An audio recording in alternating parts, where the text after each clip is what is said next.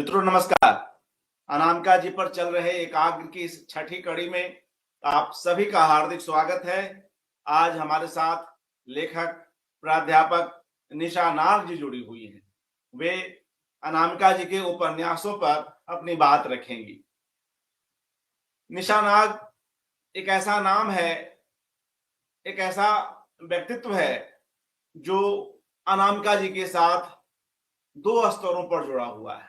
एक तो उनके व्यक्तित्व के साथ उनसे एक गहरा संबंध, और उतना ही या कहिए उससे भी अधिक उनकी रचनाओं के साथ संबंध। निशा नाग जी का जो आलेख हम लोगों ने पढ़ा साखी में, उसमें भी तमाम उपन्यासों के संदर्भ आते हैं। अनामिका जी के अधिकांश उपन्यासों पर वे अपनी बात सिलसिलेवार रखती हैं। आज के लिए जो टाइटल रखा गया है उनके वक्तव्य का, साथियों, अनामिका अपने उपन्यासों में प्रेम का पूरा शास्त्र रचती है। निशा नाग, यह शीर्षक भी हमने साखी में उनके प्रकाशित आलेख के भीतर से ही उठाया है। मित्रों, हम लोग निशा नाग जी को सुने उसके पूर्व नासरा शर्मा जी की टिप्पणी को लेते चलते हैं। अभी हमने साखी पत्रिका की बात की। साखी का वह अंक जो अनामिका पर केंद्रित है, इसी तरह संवेद का भी एक अंक अनामिका जी पर केंद्रित आया था, तो उसमें नासरा शर्मा जी की भी एक टिप्पणी है। आज 22 अगस्त है और आज नासरा शर्मा जी का जन्मदिन है। वे 75 वर्ष पूर्ण करती हैं। हमारी ओर से कोशिश रहेगी कि निकट कुछ एक सप्ताहों के भीतर उन पर भी एकाग्र आयोजित कर सके। तो आज जब हमारे पास उनकी लिखी हुई टिप्पणी है अनामिका जी को लेकर, तो ऐसे में उस टिप्पणी को भी रखना बेहतर होगा। आप लोग सहमत होंगे। तो नासरा शर्मा जी अनामिका जी को लेकर क्या सोचती हैं, हम इसे उन्हीं की भाषा में, उन्हीं के शब्दों में सुनते हैं। उन्होंने अपनी इस टिप्पणी का शीर्षक रखा है मानवीय व्यथा और यथार्थ का फलसफा। तो नासरा शर्मा जी की इस टिप्पणी को पढ़ता हूं और इसके बाद हम लोग निशा नाग जी के पास चलेंगे। नासरा जी लिखती हैं, अनामिका से मेरी पहली मुलाकात उसके घर पर हुई थी। दोस्ती फिर घरेलू दोस्ती में बदल गई। अनामिका बहुत मिलनसार, संबंधों को संजोने वाली मीठे दिल की स्त्री है। हमेशा ईद पर उसका मुबारकबाद का मैसेज जरूर आता, तब भी जब हम जेएनयू छोड़कर दूसरे मोहल्ले में रहने लगे। मेरे छतरपुर वाले घर में वह अपनी मां के साथ आई थी।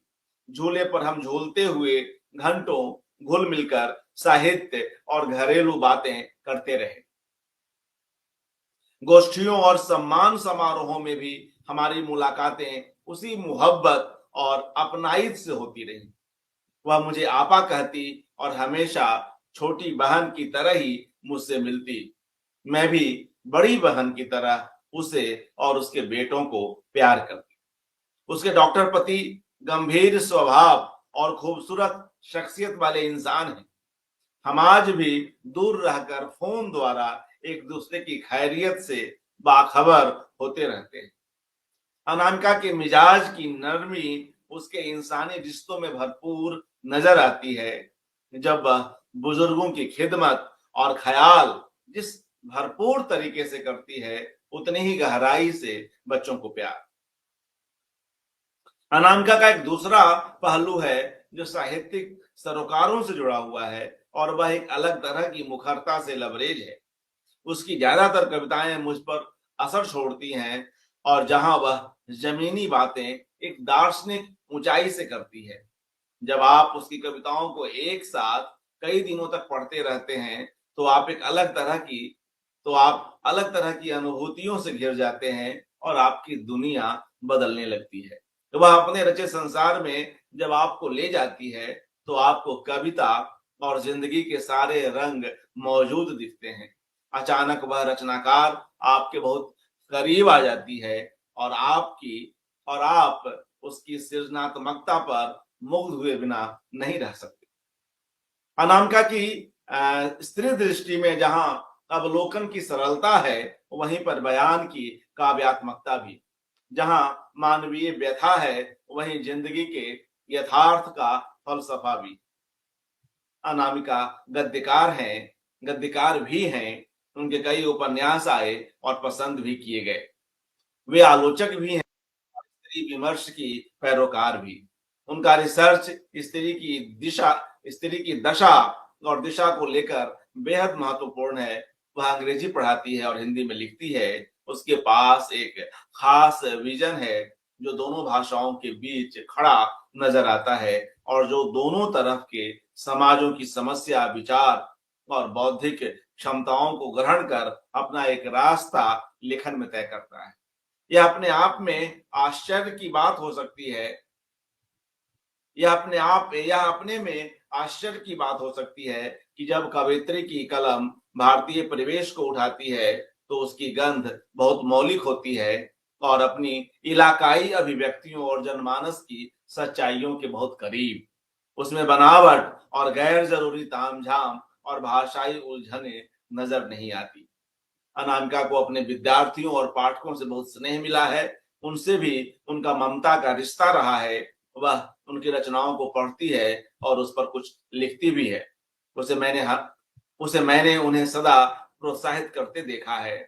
इस साल उनको साहित्य अकादमी पुरस्कार से सम्मानित करने की घोषणा हुई है, जो एक खुशखबरी की तरह उनके साहित्य को पढ़ने वालों तक पहुंची। जब यह टिप्पणी लिखी गई थी साथियों, तब यह अनामिका जी की जिस साल अनामिका जी को साहित्य अकादमी मिला, उस साल की यह लिखी हुई टिप्पणी है जिसे हम लोगों ने सुना। और अब हम लोग अनामिका जी के उपन्यासों पर केंद्रित निशा नाग जी को सुनेंगे, भी कुछ और बातचीत भी करेंगी। आप जानते हैं कि अनामिका जी के अब तक 8 उपन्यास प्रकाशित हैं। जो उनका सबसे पहला उपन्यास है पर कौन सुनेगा, जो बाद में लालटेन बाजार के नाम से आया। दूसरा उपन्यास मन कृष्ण मन अर्जुन। तीसरा अवांतर कथा। चौथा तिनका तिनके पास। पांचवा 10 द्वारे का पिंजरा। छठा बिल्लू शेक्सपियर पोस्ट बस्तर। सातवां आईना साज। आठवां त्रिनधरी ओट। ये अब तक उनके 8 उपन्यास प्रकाशित हैं। कहानियों की बात करें तो प्रतिनायक नाम से उनका कहानी संग्रह भी 1979 में प्रकाशित हुआ। तो मित्रों, आज हम लोग अनामिका जी के उपन्यासों पर बात करेंगे। पूर्व में आईना साज पर और त्रिनधरी ओट पर बात हुई है। शिवदयाल जी ने, मैंने आईना साज पर बात की थी। त्रिनधरी ओट पर उषा किरण खान जी का वक्तव्य आपने सुना। आज अनामिका जी के इन उपन्यासों पर हम लोग निशा नाग जी को सुनेंगे। वे उनसे जुड़ी कुछ और बात आइए निशा नाग जी के पास चलते हैं, उनका स्वागत करते हैं। निशा नाग जी नमस्कार। नमस्कार मित्रों। और सबसे पहले नासिरा जी को जन्म दिवस की हार्दिक शुभकामनाएं। वे स्वस्थ रहें और निरंतर सृजनशील रहें। इन्हीं कामनाओं के साथ हम उनका बहुत बहुत स्वागत करते हैं और जन्मदिन की उन्हें बहुत बहुत बधाई देते हैं। दूसरी बात, जन सुलभ पुस्तकालय को बहुत बहुत धन्यवाद, इसलिए कि आप लोगों से उसने मुझे रूबरू करवाया। और निरंतर अर्पण जी इस क्षेत्र में कार्यरत हैं कि किस तरह से रचना और सृजनशीलता को आम पाठक तक या फिर प्रबुद्ध पाठक तक, दोनों ही मिले जुले जो हैं अर्पण जी के श्रोता रहे हैं या फिर जो दर्शक रहे हैं, उनसे किस तरह से उन्हें रूबरू कराया जाए और इस कार्य को करते हुए वो निरंतर प्रगतिशील रहें, अग्रशील रहें। इन्हीं शुभकामनाओं के साथ आज हम लोग बातचीत करेंगे अनामिका जी के इन उपन्यासों के ऊपर। जैसा कि अर्पण जी ने बताया जी शुक्रिया शुक्रिया निशा जी। और अनुरोध करता हूँ थोड़ा ऊंचा बोलेंगी प्लीज। जी जी। जैसा कि अभी अभी अर्पण जी ने आप लोगों को इस बात से अवगत कराया, या आप लोग भी जानते ही होंगे कि अनामिका जी ने कुल मिलाकर अभी तक 8 उपन्यास लिखे हैं। इन 8 उपन्यासों की शुरुआत जो है वो काफी पहले उन्होंने कर दी थी, लेकिन इन सारे उपन्यासों को जिस तरह से हम एक कड़ी के रूप में अगर देखें तो हम पाएंगे कि हर एक अगला उपन्यास पिछले उपन्यास को लेकर के आगे की ओर अग्रसर होता है। और इसके साथ ही अनामिका जी का जो पूरा एक संसार है वो विस्तृतता की तरफ बढ़ता है। उस संसार में निरंतर हम उत्तरोत्तर एक तरह की प्रगति देख रहे हैं, और ये प्रगति जो है, ये प्रगति है मनुष्य को और अधिक मानव बनाने की। एक अहेतुक प्रेम की बात है इस पूर्ण उपन्यासों में। साथ में एक गहरा स्त्री विमर्श भी समाया हुआ है, और इस स्त्री विमर्श के द्वारा अनामिका जी ये घोषित करती हैं कि ये जो महिला लेखन है, या जो महिलाओं की जो सृजनशीलता है, या महिलाओं का जो संसार है, वो उसका दायरा कितना बड़ा है। उनके इस दायरे में, उनके इस परिकर में आप देखेंगे कि एक के बाद एक अनेक संसार समाये हुए हैं, और इन समस्त संसारों का एक वृहत परिकर बनता है इन उपन्यासों के माध्यम से। और ये जो उपन्यास है बड़ी गहराई से समाज के अनेक पहलुओं को खोलते हुए उसके बीच में स्त्री की जो स्थिति है उसे और अधिक दृढ़ बनाते हैं और अधिक दर्शनीय बनाते हैं। इसके अलावा जो इन उपन्यासों का एक विशेष प्रयोजन है जो निरंतर नजर आ रहा है शुरू से लेकर, गालिब ने कभी कहा था कि गालिब बिना दरो दीवार का एक घर बनाया चाहिए। आप देखेंगे कि उस दरो दीवार वाले घर से परे ये उपन्यास एक ऐसे वृहत परिवार की परिकल्पना करते हैं, और लगभग हर उपन्यास में ये परिकल्पना उभर कर आती है कि एक ऐसा परिवार होना चाहिए जिसमें सब लोग रक्त संबंध से नहीं, मानसिक संबंध से आपस में जुड़े हुए हों, और जो एक दूसरे को मिल करके एक उन्नतशील भविष्य की ओर ले जाए। इनके पात्रों में आप देखेंगे कि कई तरह के पात्र हैं इन उपन्यासों में, और क्रमशः आगे बढ़ते हैं पात्रों पर चर्चा करते हुए। और उन पात्रों में पुरुषों की एक विशेष अवस्थिति है। पुरुष हैं, लेकिन वे पुरुष स्पंदन की तरह से संवेदनशील है, या फिर आईनासाज के अमीर खुसरो के रूप में वो एक यूटोपिया रचती है पुरुष के एक ऐसे व्यक्तित्व का जो इतना संवेदनशील हो कि अपने उस समग्रता में वो पुरुष स्त्रियों को संपूर्ण सम्मान दे। और एक अन्य स्थापना, जैसा कि पहले ही अर्पण जी कह चुके, अहेतुक प्रेम वाली जो बात है, एक प्रेम का संसार हो जिसके बीच में सब लोग आए, और वो जो है प्रेम के द्वारा, बहनापे के द्वारा, एक वृहत्तर सिस्टरहुड के द्वारा ये परिकल्पना करती है निरंतर कि ये समाज सुखी होगा, ये समाज स्वस्थ होगा।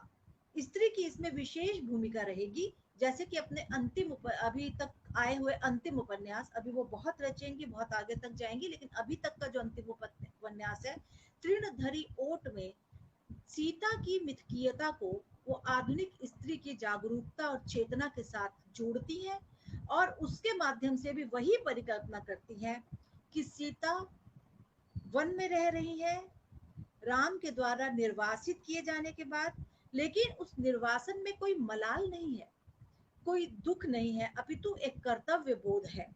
और राम को वो निरंतर एक पत्र लिखती है।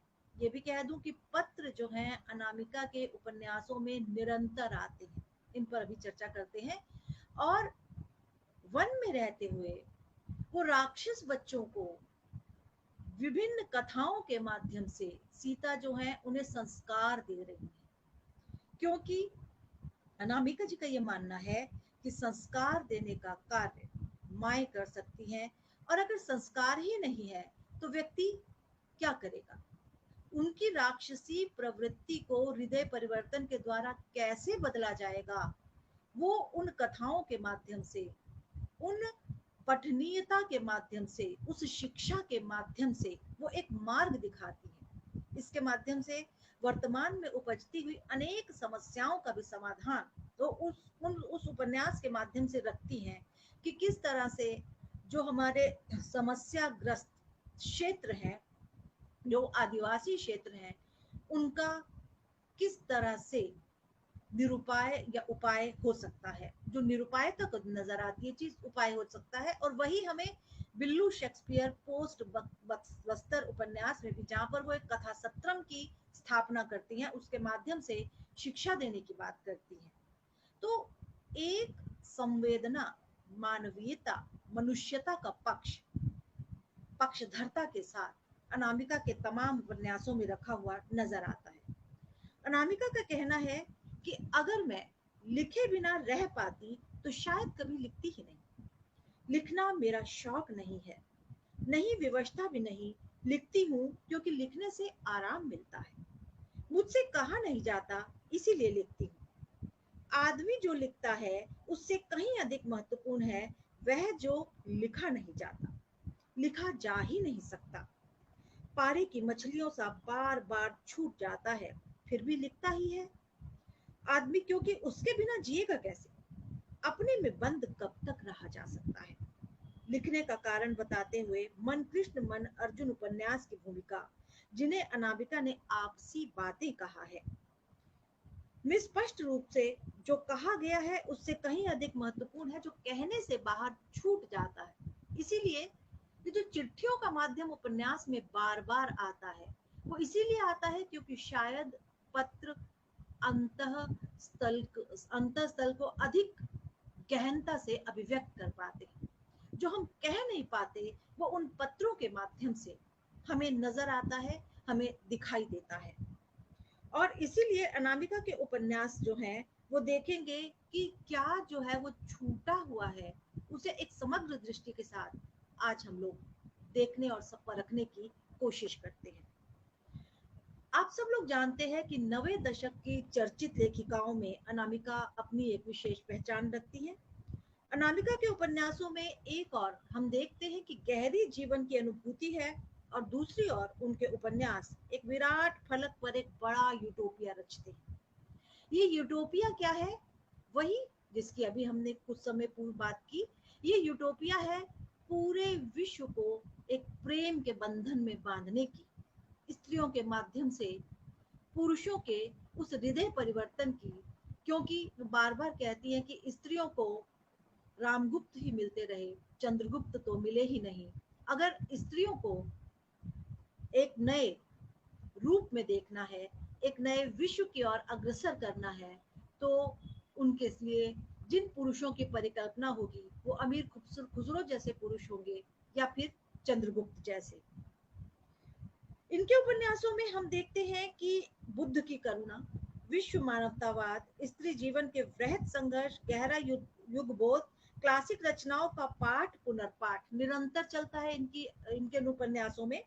और सारी पीड़ाओं की परिणति करुणा में करते हुए वे स्त्री और पुरुष दोनों के प्रति सामंजस्य का भाव स्थापित करती हैं, और पुरुष को स्त्री का प्रतिद्वंदी नहीं मानती बल्कि उसका सहयोगी बनाती है। स्त्री विमर्श का एक दौर वह भी था जिसमें पुरुषों को स्त्रियों का प्रतिद्वंदी कहा गया, पुरुषों को ये कहा गया कि स्त्रियों को निरंतर ये प्रताड़ित करते रहे हैं।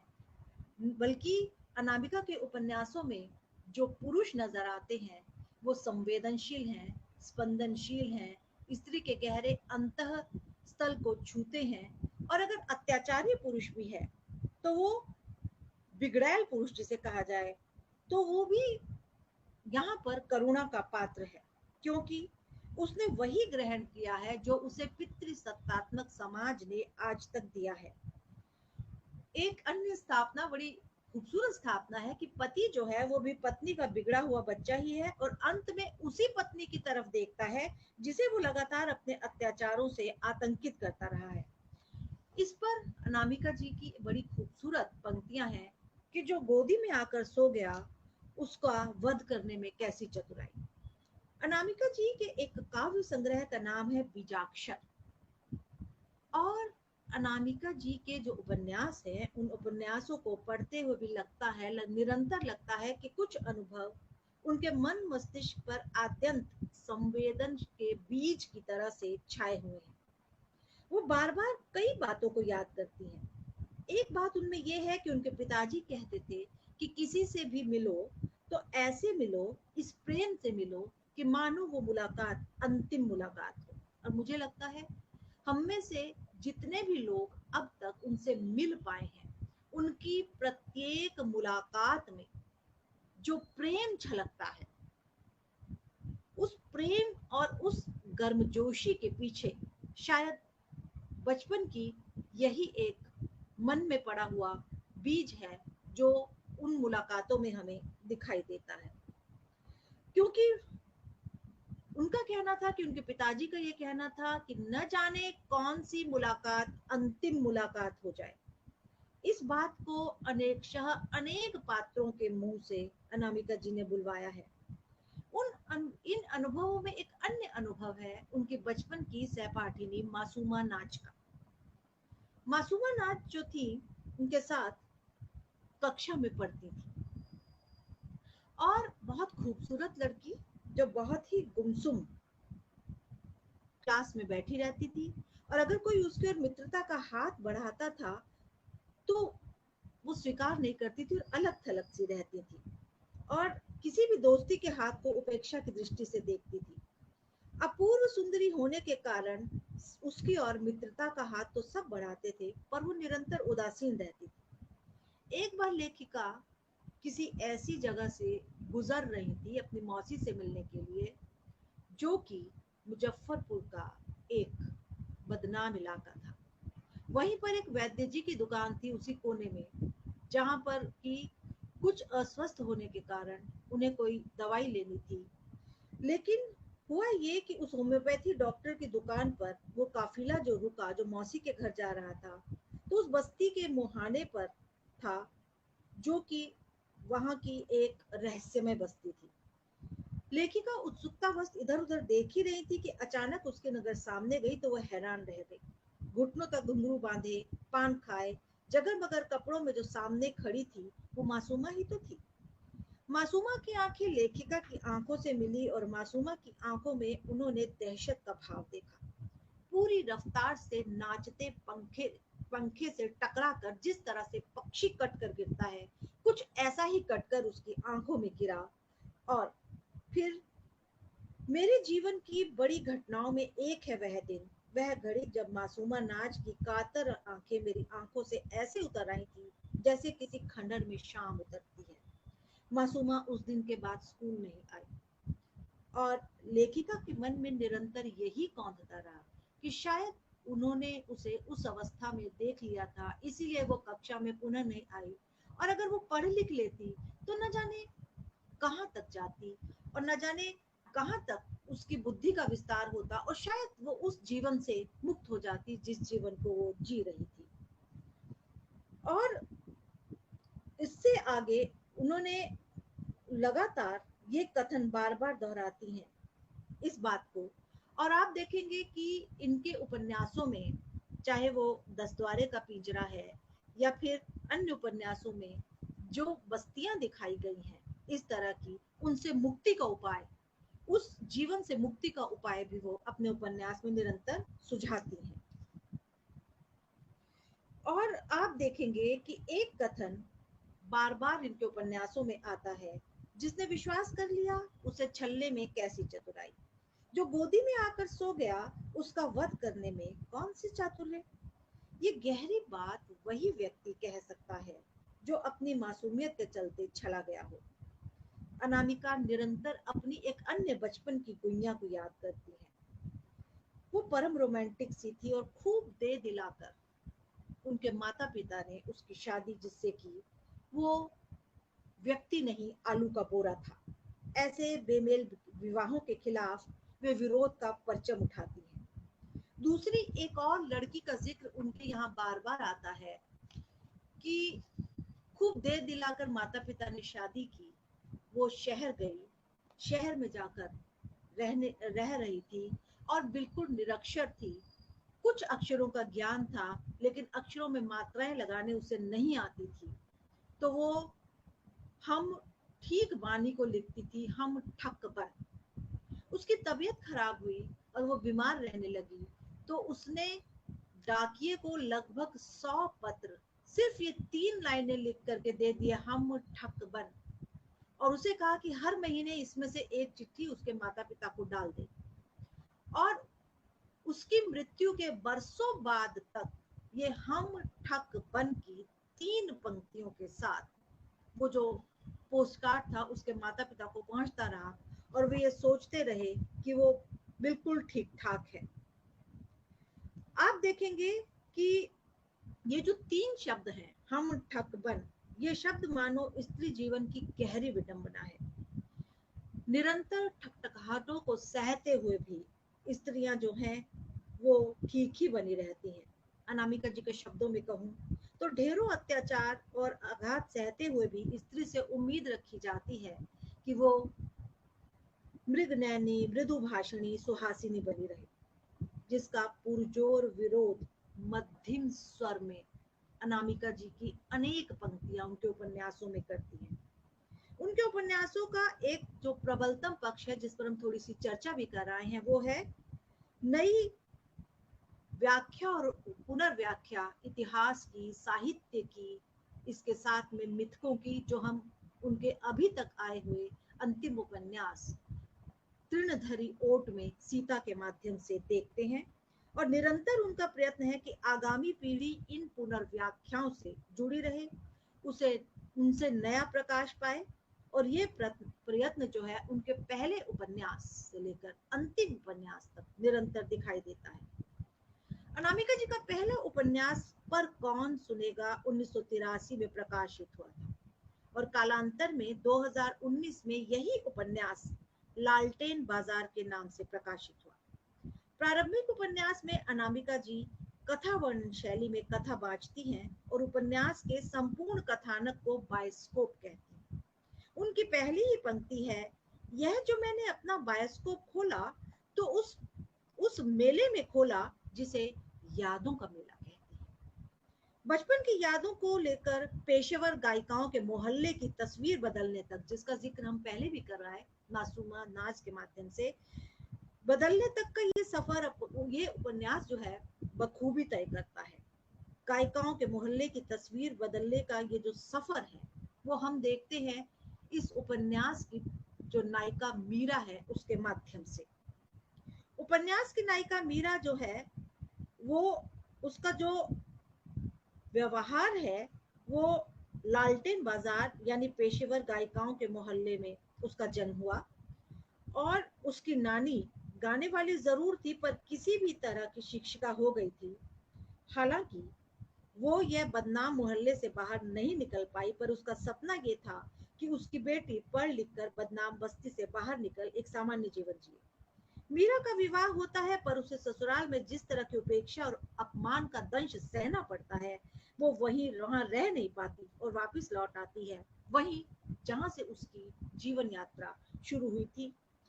और इस उपन्यास में एक और बात है, अनामिका जी के अनेक उपन्यासों में दिखाई देता है कि अपने समय के समाज और राजनीति से वो निरंतर जुड़ी हुई रहती है। प्रस्तुत उपन्यास में पर कौन सुनेगा में हम देखते हैं कि आपातकाल की स्थितियां दिखाई देती हैं। वहां लिखती हैं वे कि वो आपातकाल के तुरंत बाद के दिन थे जब मीरा यूं ही बेखुदी में चलती हुई वापस माँ के कोठे में पहुंची थी। बंद पड़ा था कोठा, पर चाबी तो गले में बंधी ही रहती थी।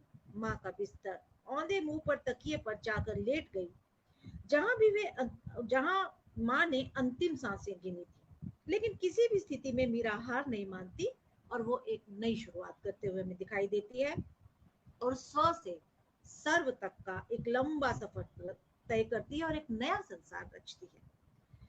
यहाँ देखते हैं हम कि नायिका का जो नाम है मीरा, उसका खास मंतव्य है। एक मीरा मध्य युग में थी जो अपना महल छोड़कर कृष्ण की आराधना के लिए निकली थी, और दूसरी ये मीरा है जो समाज की आराधना कर उसे बदलने का प्रयास कर रही है। ये अनायास नहीं है कि मीरा के सखा मित्र सहृदय, उसका नाम इन्होंने उपन्यास में रखा है कृष्णकांत, जो इस उपन्यास के प्रमुख किरदार हैं। उपन्यास कृष्णकांत के वापस मुजफ्फरपुर आने से शुरू होता है। कृष्णकांत मुजफ्फरपुर आकर मेस चलाने वाले मित्र अफजल से मिलते हैं और उसी के साथ वे रूनू से मिलते हैं, जिसके पास उन्होंने आपातकाल का समय छिपकर बिताया था। रूनू अब एक बेटी की माँ है जो वयस्क है, और रूनू की बेटी कौन है? यही मीरा, जो इस उपन्यास की नायिका है। और उसके माध्यम से आपातकाल लगने से पूर्व चलने वाले आंदोलन, ऐसे आंदोलन की नियति, राजनीतिक उठापटक, सिद्धांत, आदर्शों के प्रतिमुख स्वार्थी तत्वों का हावी होना, पार्टीवाद के चलते गलत निर्णयों को भी मानने की व्यवस्था, सभी इसके कथा वलय में समाहित है। और याद रखिए, ये पहला ही उपन्यास है। तथाकथित समय की राजनीति के साथ ही प्रेम प्रसंग और अधूरे प्रेम प्रसंगों की पीड़ा, ये भी इस उपन्यास में हमें निरंतर दिखाई देती है। आस्था अनास्था के प्रश्न, पारिवारिक चकरघिन्नियां, भारतीय परिवारों में तय किए जाने वाले विवाह का परिवेश, उसमें उठने वाले जाति पाति धर्म पेशा परिवार और इज्जत के मायने, यानी सभी कथा सूत्र में समाये हुए हैं। इस उपन्यास के अंत में लेखिका कहती हैं, वो दिन और आज का दिन, 36 बरस बीते, दासी का कोटा आज परचम का ऑफिस है। Indira Gandhi national open university का बहुत बड़ा सेंटर चलता है यहाँ, और कोटों में पैदा हुए ज्यादातर लड़के लड़कियां यहाँ यहाँ एक साथ हैं। सब मिलकर महिला एसपी के सहयोग से अपनी मुठभेड़ों पर एक हस्तलिखित पत्रिका भी निकालते हैं। ये इकट्ठे रहना, शिक्षा का प्राप्त करना और पत्रिका का निकालना, उसके माध्यम से अपनी बात को कहना, अनामिका के अनेक उपन्यासों में उन उपायों के रूप में दिखाई देता है जो समाज को बदलेंगे और समाज को एक नया रंग देंगे। और अपनी जाति जिंदगानी की थर्रा देने वाली दास्ता को वो उसमें लिखते हैं, और पत्रिका हस्तलिखित है, जिसके हर अंक में आप देखेंगे कि उनकी मौसी नानियों परनानियों की और उनकी अपनी जाति जिंदगियों की थर्रा देने वाली दास्तां होती है। ये पत्रिका हस्तलिखित क्यों है? क्योंकि अपने हाथ की मेहनत ही अपनी सही पहचान है। कागज पर अपने हाथों से उकेरे गए नए अक्षर सचमुच ही अक्षर बन जाने की दिशा में लिखा जला हुआ पहला चिराग है। आईनासाज की भूमिका में भी अनामिका जी जो कहती हैं, बल्कि उपन्यास के प्रमुख में ही जो लिखा हुआ है कि जिंदगी एक सूफी सिलसिला है, इस तरह भी है कि चिराग से चिराग रोशन होता है, मशाल से मशाल। बहुत गहरा इसमें संदेश है कि एक से दूसरी कड़ी जुड़ती है, तभी एक माला का निर्माण होता है, तभी एक वलय बनता है, तभी एक घेरा या परिवृत्त बनता है, जिसके भीतर समाज का कल्याण होता है। हम देखते हैं कि यहाँ पर ये जो परचम नाम की जो ये संस्था है, जहाँ पर ये पत्रिका भी निकाली जाती है, और हस्त कौशल के द्वारा ये बदनाम बस्ती की जो पेशेवर स्त्रियां हैं वो आत्मनिर्भरता और सम्मान का पक्ष सीखती हैं। अनामिका जी के कई उपन्यासों में ये परचम जैसी संस्था बनाने का एक दिवा स्वप्न बार बार दिखाई देता है, जहाँ शिक्षा की मशाल और आत्मनिर्भरता की लौ से वंचित स्त्रियों को खोई हुई अस्मिता को लौटाया जाए।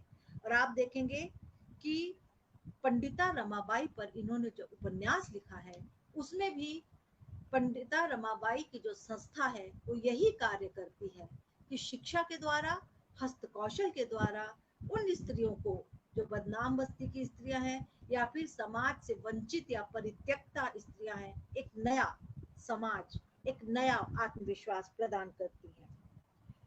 ये उपन्यास अगर हम देखें तो अनामिका जी ने 22 वर्ष की उम्र में लिखा है। 22 वर्ष की उम्र में ही पर्याप्त परिपक्वता जो है इस उपन्यास में दिखाई देती है। और कई वाक्य सूत्र ऐसे हैं जो फ्लैश करते हैं दिमाग में, जैसे झूठ की उम्र भले ही कम हो, हाथ पांव बड़े लंबे होते हैं जिनसे वो दूर तक फांसे फेंक सकता है। इसके ठीक एक साल बाद अनामिका जी का अगला उपन्यास आता है। वो उपन्यास है मन कृष्ण मन अर्जुन। और ये जो उपन्यास है, पूरा का पूरा उपन्यास पत्र शैली में रचा गया है। अनामिका जी का जो पहला ही काव्य संग्रह है अनुष्टुप, हालांकि उससे पहले जो 11 वर्ष की उम्र तक इन्होंने जो रचा वो भी शायद एक कस्बाई लड़की की डायरी के रूप में अब प्रकाशित हो गया है, लेकिन जो पहला उपन्यास जो स्थापित करता है, पहला काव्य संग्रह जो अनामिका जी को स्थापित करता है वो था अनुष्टुप। और अनुष्टुप की एक बड़ी प्रसिद्ध और जानी मानी कविता है उनकी। औरतों के बारे में माना जाता है कि वे चिट्ठियां लिखती हैं धारावाहिक। इतना उनके भीतर क्या है शताब्दियों का संचित, कि टीक राकस की पड़ जाती है उनकी बातों में।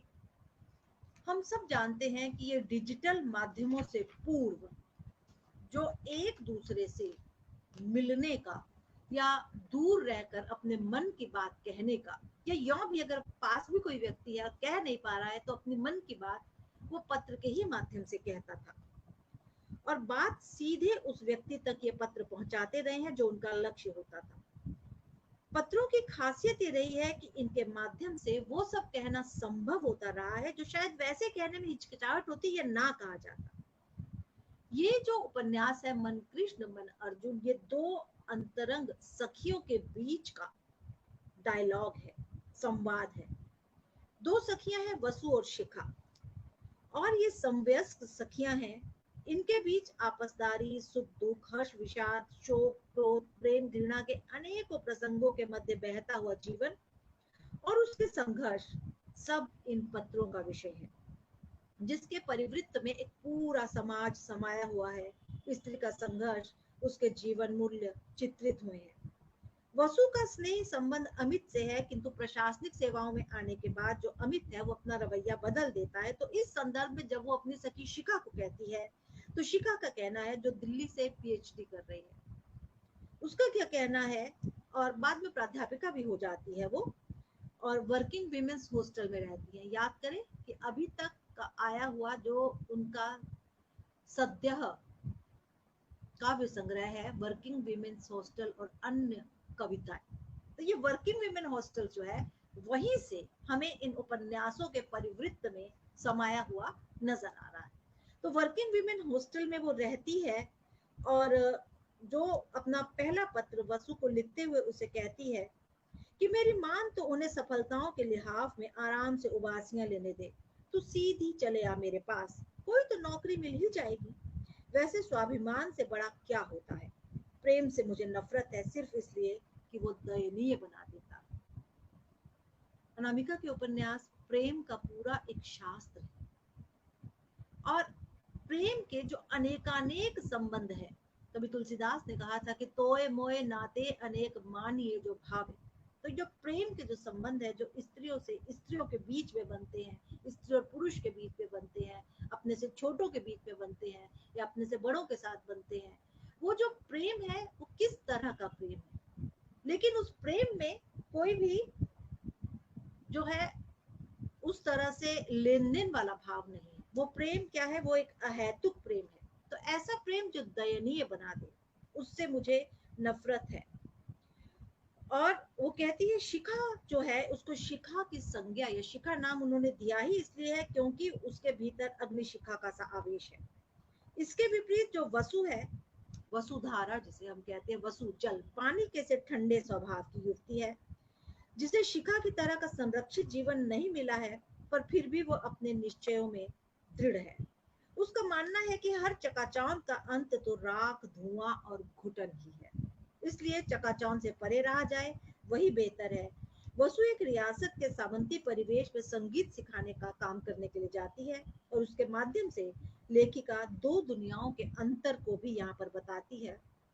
जहाँ वसु हवेली के पीछे पिछले हिस्से में रहने के लिए जाती है और हवेली से जुड़े जो नौकरों का पूरा एक भरा पूरा समाज है, उससे वो आम जन, उनके भीतर से वो आम जन का जीवन देखती है।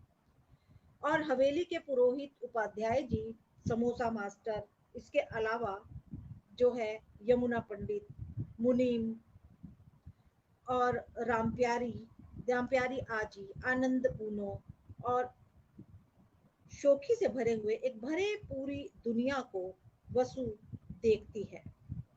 वो कहती है कि अपने सुख दुख भूलकर आसपास के लोगों के सुख दुख जिए चलना ही जीने का सबसे आसान तरीका है। सभी दुखों का मूल है आत्म केंद्रित चिंतन। अपने को एक बार भूल सको तो जीने में सच्चा रस आता है। दुनिया एक प्यारा सा अजायब घर है। घूमो, देखो, हंसो और तटस्थ रहो। अपनी माँ के विषय में शिखा जो कहती है वो शायद स्त्री जीवन का सबसे बड़ा सत्य है। पिता की अघोषित सेक्रेटरी, लीगल एडवाइजर, नर्स, बावर्ची, माँ, पत्नी, सजल प्रेरणा और भी बहुत कुछ। अनामिका स्त्री जीवन के सार को उसी समय प्रखरता के साथ समझने लगती हैं जब वे केवल 23 वर्ष की थी। वसु के माध्यम से वे कहती हैं, औरत और मर्द में सचमुच अंतर मूलभूत है। एक ही परिस्थिति को कैसे दो तरह की प्रतिक्रियाएं होती हैं। पुरुष जब सुलगता है तो आसपास सब कुछ जला देता है। अपने दुर्दम्य पौरुष के आवेश में उसका एक अलग ही आतंक होता है। स्त्री सुलगती नहीं। सारी ज्वालाएं पीकर हमेशा हमेशा के लिए बुझ जाना, बुझकर चुपचाप किसी कोने में इस तरह बिखर जाना कि राख रौंद कर गुजरने वाले को भी किसी बिखराव, किसी आग का एहसास नहीं हो। यही तो है स्त्री की नियति, जिसे झूठी गरिमा के नाम पर वर्षों से वह झेलती रही है, झेलती रहेगी। पत्रों के माध्यम से उपन्यास आत्मचेतस युवा स्त्रियों के मन को भली भांति खंगालता है। प्रेम जैसे विषय को लेकर एक अच्छा खासा विश्लेषण मौजूद है। कुछ पंक्तियां हैं। प्रेम वाकई विचित्र चीज है, चाहे तो ईश्वर बना डाले, चाहे तो एकदम दानव।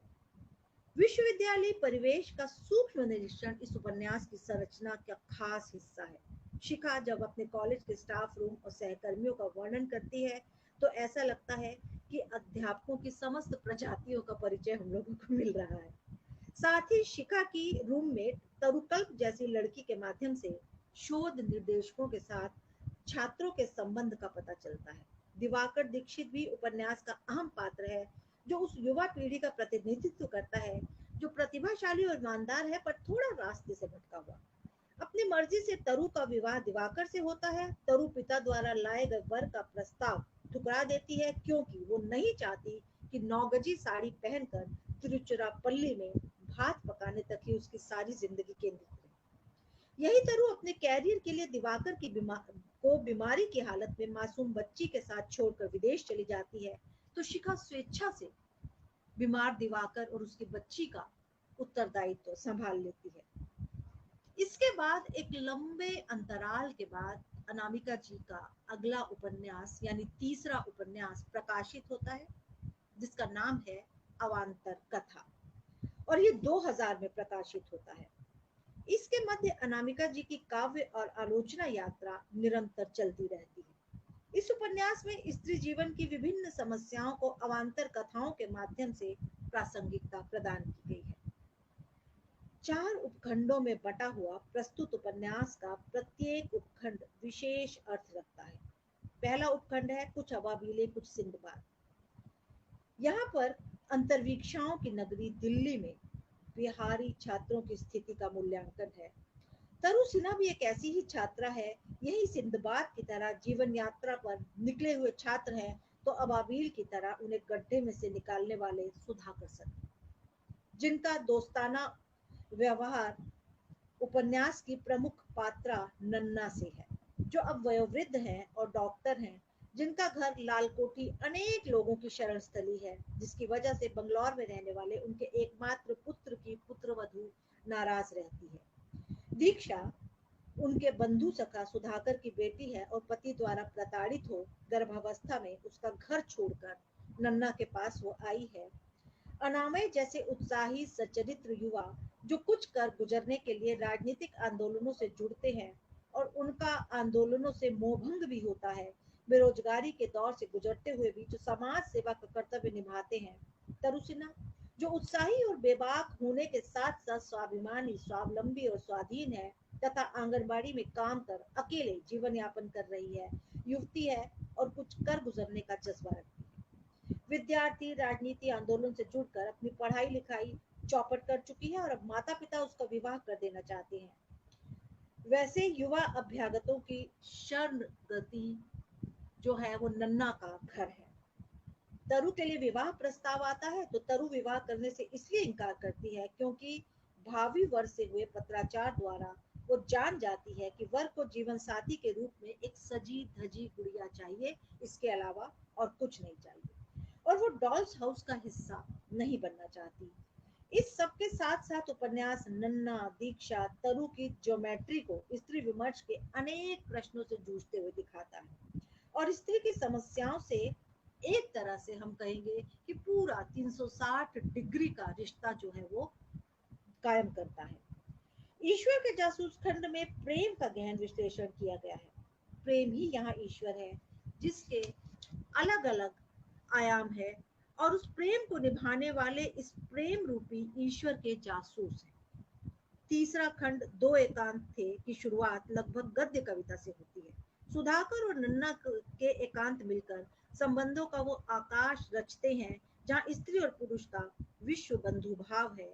यहाँ नन्ना जो कहानी गर्भवती दीक्षा को सुनाती है उसके माध्यम से वही साहित्य के पुनर्पाठ का प्रयत्न है। और अनामिका के उपन्यासों में ये सचेत ढंग से ये जो उद्देश्य है पुनर्पाठ का वो हमें घटित होता हुआ दिखाई देता है। स्त्री जीवन के उहापोह और मनोसंग्राम याज्ञवल्क्य, मैत्रेयी, गार्गी और कात्यायनी की कथा के माध्यम से यहाँ कहे गए हैं। अनामिका आश कथा के माध्यम से अनेक प्रश्न उठाती है। स्त्री के सहज प्रश्नों से भी अतिरेक की गंध क्यों आती है? क्या पुरुष से विच्छिन्न स्त्री वैसी ही होती है जैसे धड़ से विच्छिन्न सिर?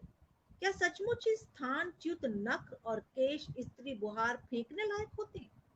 याद कीजिए अनामिका जी की एक कविता कि अपनी जगह से गिरकर कहीं के नहीं रहते, के मुझे पंक्तियां ठीक से याद है, केश नख और स्त्रियां। संस्कृत के किसी श्लोक का इस तरह से अन्वय करते थे जो कि शिक्षक थे जो, और वो बहुत ही खूबसूरत कविता है उनकी जो उनके पहले ही काव्य संग्रह अनुष्टुप में है।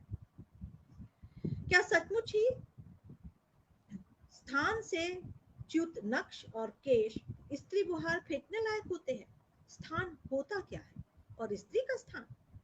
नन्ना का स्वप्न शुरू से ही रहा है कम्यून नुमा घर। फिर से यही कम्यून नुमा घर आता है जहाँ परिवार और परिवार के बाहर के भी चुनिंदा दोस्त नुमा लोग मिलकर रह सके। नन्ना स्वाभिमानी, स्वायत्त, आत्मनिर्भर और साहसी महिला जो उम्रदराज होने पर भी हिम्मत की मिसाल हैं। वे आत्मनिर्भर होने की दिशा में अपने नन्हे पुत्र के साथ पति का घर छोड़ चुकी हैं जो सेशन जज थे, पर घर के भीतर न्याय अन्याय का भेद नहीं कर पाते थे।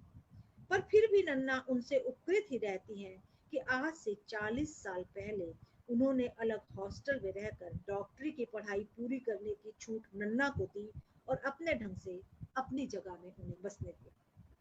एक घटाटोप शाम धड़कनों और लकड़हारों की उपन्यास का अंतिम खंड है जहाँ नया कुछ करने का स्पंदन है, साथ ही संवेदना को आहत करने वाले तत्व यानी लकड़हारों के साथ अघोषित युद्ध का ऐलान। नन्ना अपनी बहू विद्योत्मा के व्यवहार से आहत होकर घर छोड़कर तरु के पास शाहदरा आ जाती है बिना किसी नाराजगी के। उसी भाव से वे अपनी माँ का घर छोड़ देती हैं जो माँ उनके नाम कर गई थी, क्योंकि बहू को लगता है कि नन्ना ने उनके घर को सराय बना दिया। नन्ना तरु की संस्था आस्था से जुड़कर बहुत कुछ करना चाहती हैं और दीक्षा को उसके पिता सुधाकर घर ले जाते हैं क्योंकि अनामे के साथ वहां रहने से उसके राजनीतिक गुंडे पति सतीश ने उसके संबंधों को लेकर एक प्रवाद लगाया है। अब इस उपन्यास में दीक्षा ये तय करती है कि डिलीवरी के बाद वो बिहार जाकर एक संस्था खोलेगी, वहां युवा शक्ति का सही विनियोग होगा। उपन्यास की संवेदना में अनुस्यूत राजनीतिक समझ एक कौंध की तरह पूरे उपन्यास पर छाई रहती है। 1974 का छात्र आंदोलन जिसका केंद्र बिहार था, जो तत्कालीन सत्ता की चूल्हे हिला गया था। आपातकाल के परिपार्श्व में यही आंदोलन था जो गहरा असर लेखिका के मन पर भी छोड़ गया था। लालटेन बाजार में भी उसकी अनुगूंज है तो यहाँ लगता है यहीं से लेखिका के मन पर साहित्य की पुनर्व्याख्या के बीज पड़े थे, जहाँ पटना के गांधी मैदान में अटल बिहारी वाजपेयी ने भाषण देते हुए तुलसीदास की पंक्तियों को बड़ी गहराई से, विनय पत्रिका की पंक्तियां हैं ये, उनको कहा तो लगा किस तरह का नया ये इसकी ये व्याख्या है, अबला नसानी अबना नसई। तो ये जो पंक्तियां थी उनको राजनीतिक संदर्भों में घटित होते हुए लेखिका ने देखा था, और उसके बाद अनामय के आंदोलन से जुड़ने और ऐसे अन्य चरित्रों से किस तरह से उस आंदोलन से जुड़े हुए युवकों का जुड़ाव और उनका मोह भंग, ये दोनों यहाँ पर दिखाई देता है। इसके साथ ही राजनीति के क्षेत्र में बढ़ते हुए अनाचार, भ्रष्टाचार, अमानवीयता, अनैतिकता, धोखा, फरेब, इस सब को इस उपन्यास में अभिव्यक्त किया गया है। और दिल्ली जैसे शहर में बिहार से आने वाले युवा और युवतियों की जो स्थिति होती है उसका एक गहरा विश्लेषण यहाँ पर मिलता है।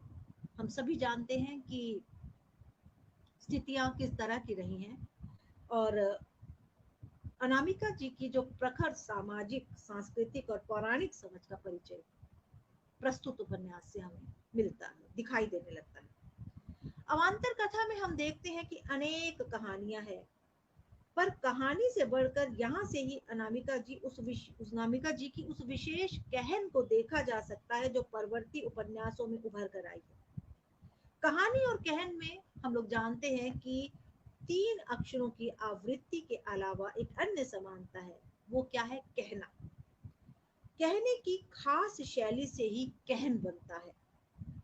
एक लेखक अपनी कहन से ही अपनी पहचान बना जाता है।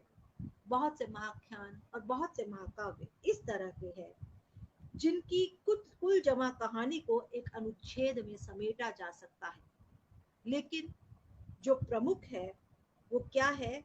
हम देखते हैं कि किस तरह से कहन ने उन्हें कुतुब कद यानी उनको ऊंचा स्थान प्रदान कर दिया। अनामिका की कथा शैली यहीं से एक खास धार बनाने लगती है जिसे हम उनके आगामी उपन्यासों में देख सकते हैं। उपन्यास में अनेकानेक वाक्य इस तरह के हैं जिन्हें सूत्र वाक्य कहा जा सकता है, जैसे नन्ना और उनके पति के संबंध में यह उक्ति, कुंठाएं और गलतफहमियां दोनों की आंखों पर इतने ऊंचे पावर का चश्मा चढ़ा गई थी कि राई पहाड़ दिखती थी। जहाँ कुछ नहीं होता था वहां अपमान और उपेक्षा का समुंदर दहाड़े मारता जान पड़ता। इसके अलावा एक अन्य सूक्ति, फिर हम अगले उपन्यास की ओर बढ़ते हैं। धर्म और राजनीति हर ट्रेन के बेटिकट मुसाफिर होते हैं, बावजूद ताव ऐसा दिखाते हैं मानो हर सीट बर्थ उन्हीं की हो। अवान्तर कथा की अनेक धाराएं मिलकर स्त्री विमर्श को नदी बनाती है और अंततः उसी समाज सेवा रूपी समुद्र में जाकर मिलती है। अगला उपन्यास जो है अनामिका जी का, जो परवर्ती उपन्यास है, वो है 10 द्वारे का पिंजरा। यह है उपन्यास 10 द्वारे का पिंजरा। और दूसरा इसके अलावा उपन्यास है जो है ये तिनका तिनके पास। और ये जो उपन्यास है आप देखेंगे तिनका तिनके पास, ये जो दोनों उपन्यास हैं दोनों 2008 में प्रकाशित होते हैं। देखने को ये दो अलग अलग उपन्यास हैं लेकिन एक ही कथा की श्रृंखला से जुड़े हुए हैं। ठीक ऐसे ही जैसे आशापूर्णा देवी के 3 उपन्यास, बांग्ला लेखिका हैं जाने माने आशापूर्णा देवी, और उनके 3 उपन्यास प्रथम प्रतिश्रुति, स्वर्णलता और बकुल कथा एक दूसरे के साथ समानांतर रूप से जुड़े हुए हैं। 10 द्वारे का पिंजरा की जो कथा यात्रा है वो 19वीं सदी के उत्तरार्ध से शुरू होती है। यही वो समय है जब स्त्री चेतना की एक नई सुगबुगाहट आरंभ होती है, और यह तथ्य कि जब इतिहास में नवजागरण आया है, स्त्री विचारकों, लेखिकाओं का पूरा समूह उभर कर सतह पर आया है। अनामिका के इन दोनों उपन्यासों में दृष्टि को विकसित करने वाले अनेक अतिरिक्त संदर्भ सूत्र हैं, वृत्तांत समाये हुए हैं इसमें।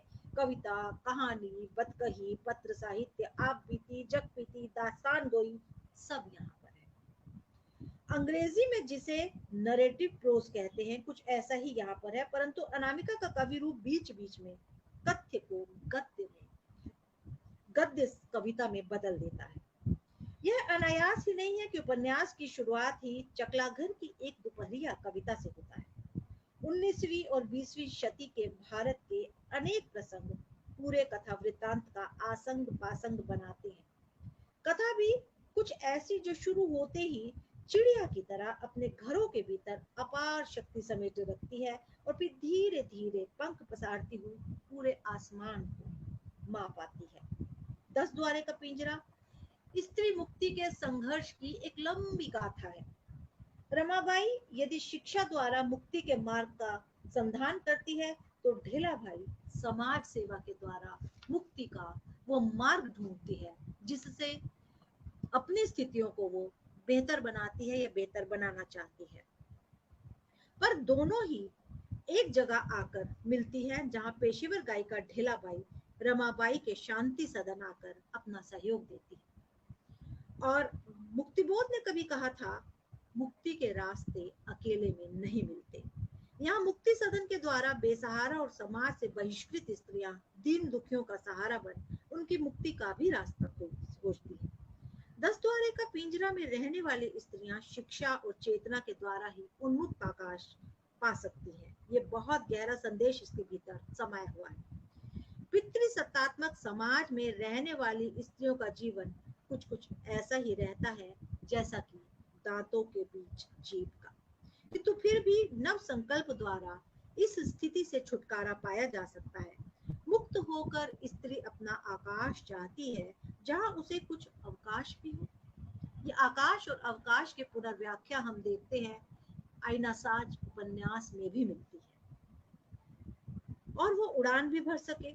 इस स्वतंत्रता का अर्थ उच्छृंखलता हरगिज नहीं है, क्योंकि स्वतंत्र होना भी अपने स्व के तंत्र का पालन करना है। स्त्री मुक्ति के इस खास संदर्भ से जुड़कर अनेक पात्र यहाँ आते हैं।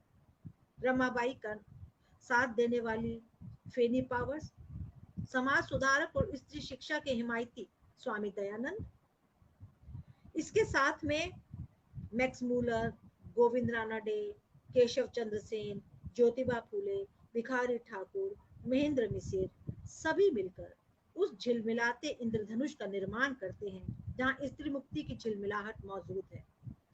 लेकिन स्त्री मुक्ति का जो सफर है वो कभी भी आसान नहीं रहा। रूढ़िवादी हिंदू समाज जो है वो वहां उपस्थित था, जो ठेठ स्त्री मुक्ति के विरोधी थे, भयंकर विरोधी। वो पूरी की पूरी नवजागरण कालीन उन स्थितियों का विश्लेषण प्रस्तुत उपन्यास करता है और बड़ी गहराई से करता है। पूरा उपन्यास आधुनिकता की ओर कदम बढ़ाते समय में स्त्री की उपस्थिति को रेखांकित करता है। बदलते समय में होने वाली क्रांतियां, समाज सुधार के विविध आंदोलन, प्रेम और स्त्री पुरुष संबंधों पर बहस, संक्रमणशील समय में गुलाम भारत की स्थिति जैसे तमाम प्रकरण एक बृहत्तर वितान रचते हैं।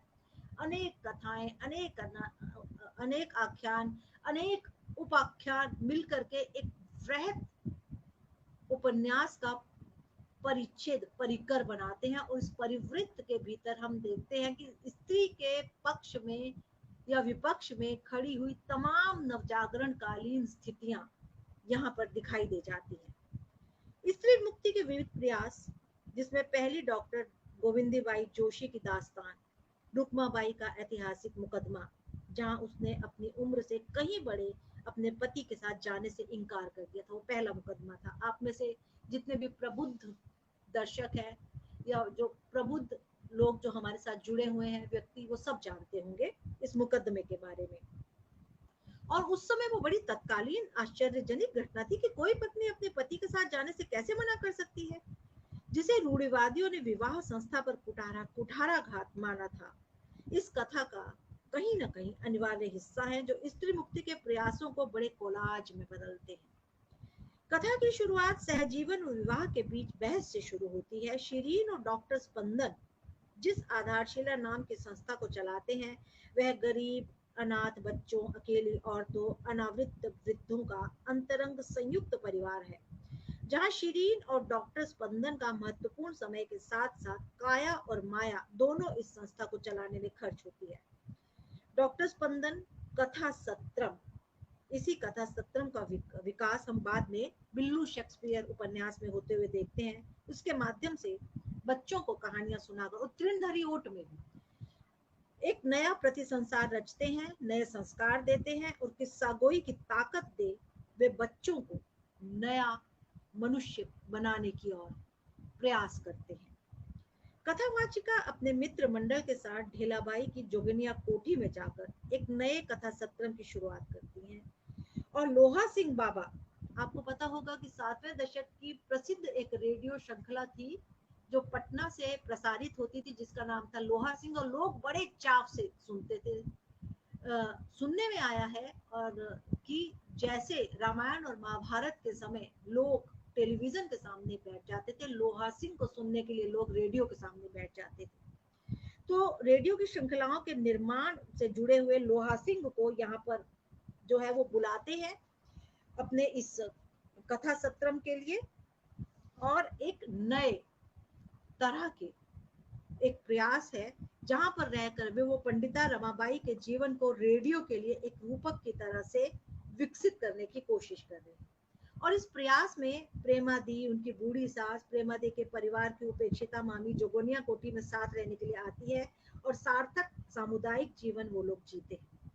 रमाबाई का जीवन स्त्री संघर्ष का एक विराट रूपक बनकर उभरता है, जहां पर पंडित अनंत शास्त्री समाज के तमाम विरोध के बावजूद अपनी बेटी रमाबाई को संस्कृत की शिक्षा देते हैं और निरंतर उसे शिक्षित करने के इस प्रयत्न की ओर अग्रसर रहते हैं।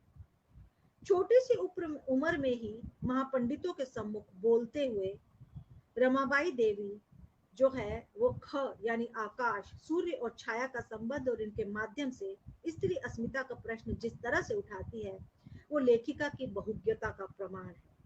साथ ही वो वेदों के सूत्रों का नए सिरे से आख्यान भी करती हैं। विद्या, अविद्या, जाति, शक्ति, ख यानी आकाश की व्याख्या और देवी देवताओं की कथाओं में उपस्थित दोषों के मानवीय सरोकार सभी यहाँ पर दिखते हैं। बीच बीच में शब्दों का अनुसंधान है, जैसे साधारण के गर्भ में भी तो धारण ही है। रमाबाई जब कहती है पूर्व ग्रह तो तीसरी आंख है, दोष ढूंढन तीसरी आंख।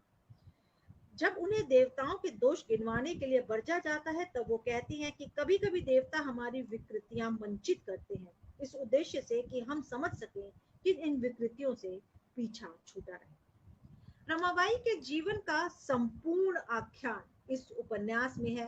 पिता का संघर्ष, जब समाज से बहिष्कृत होकर वो दूर जंगल में रहते हैं और बाद में दर दर भटकते हैं, वो भी सिर्फ इसलिए कि वो स्त्री शिक्षा के पक्षधर थे।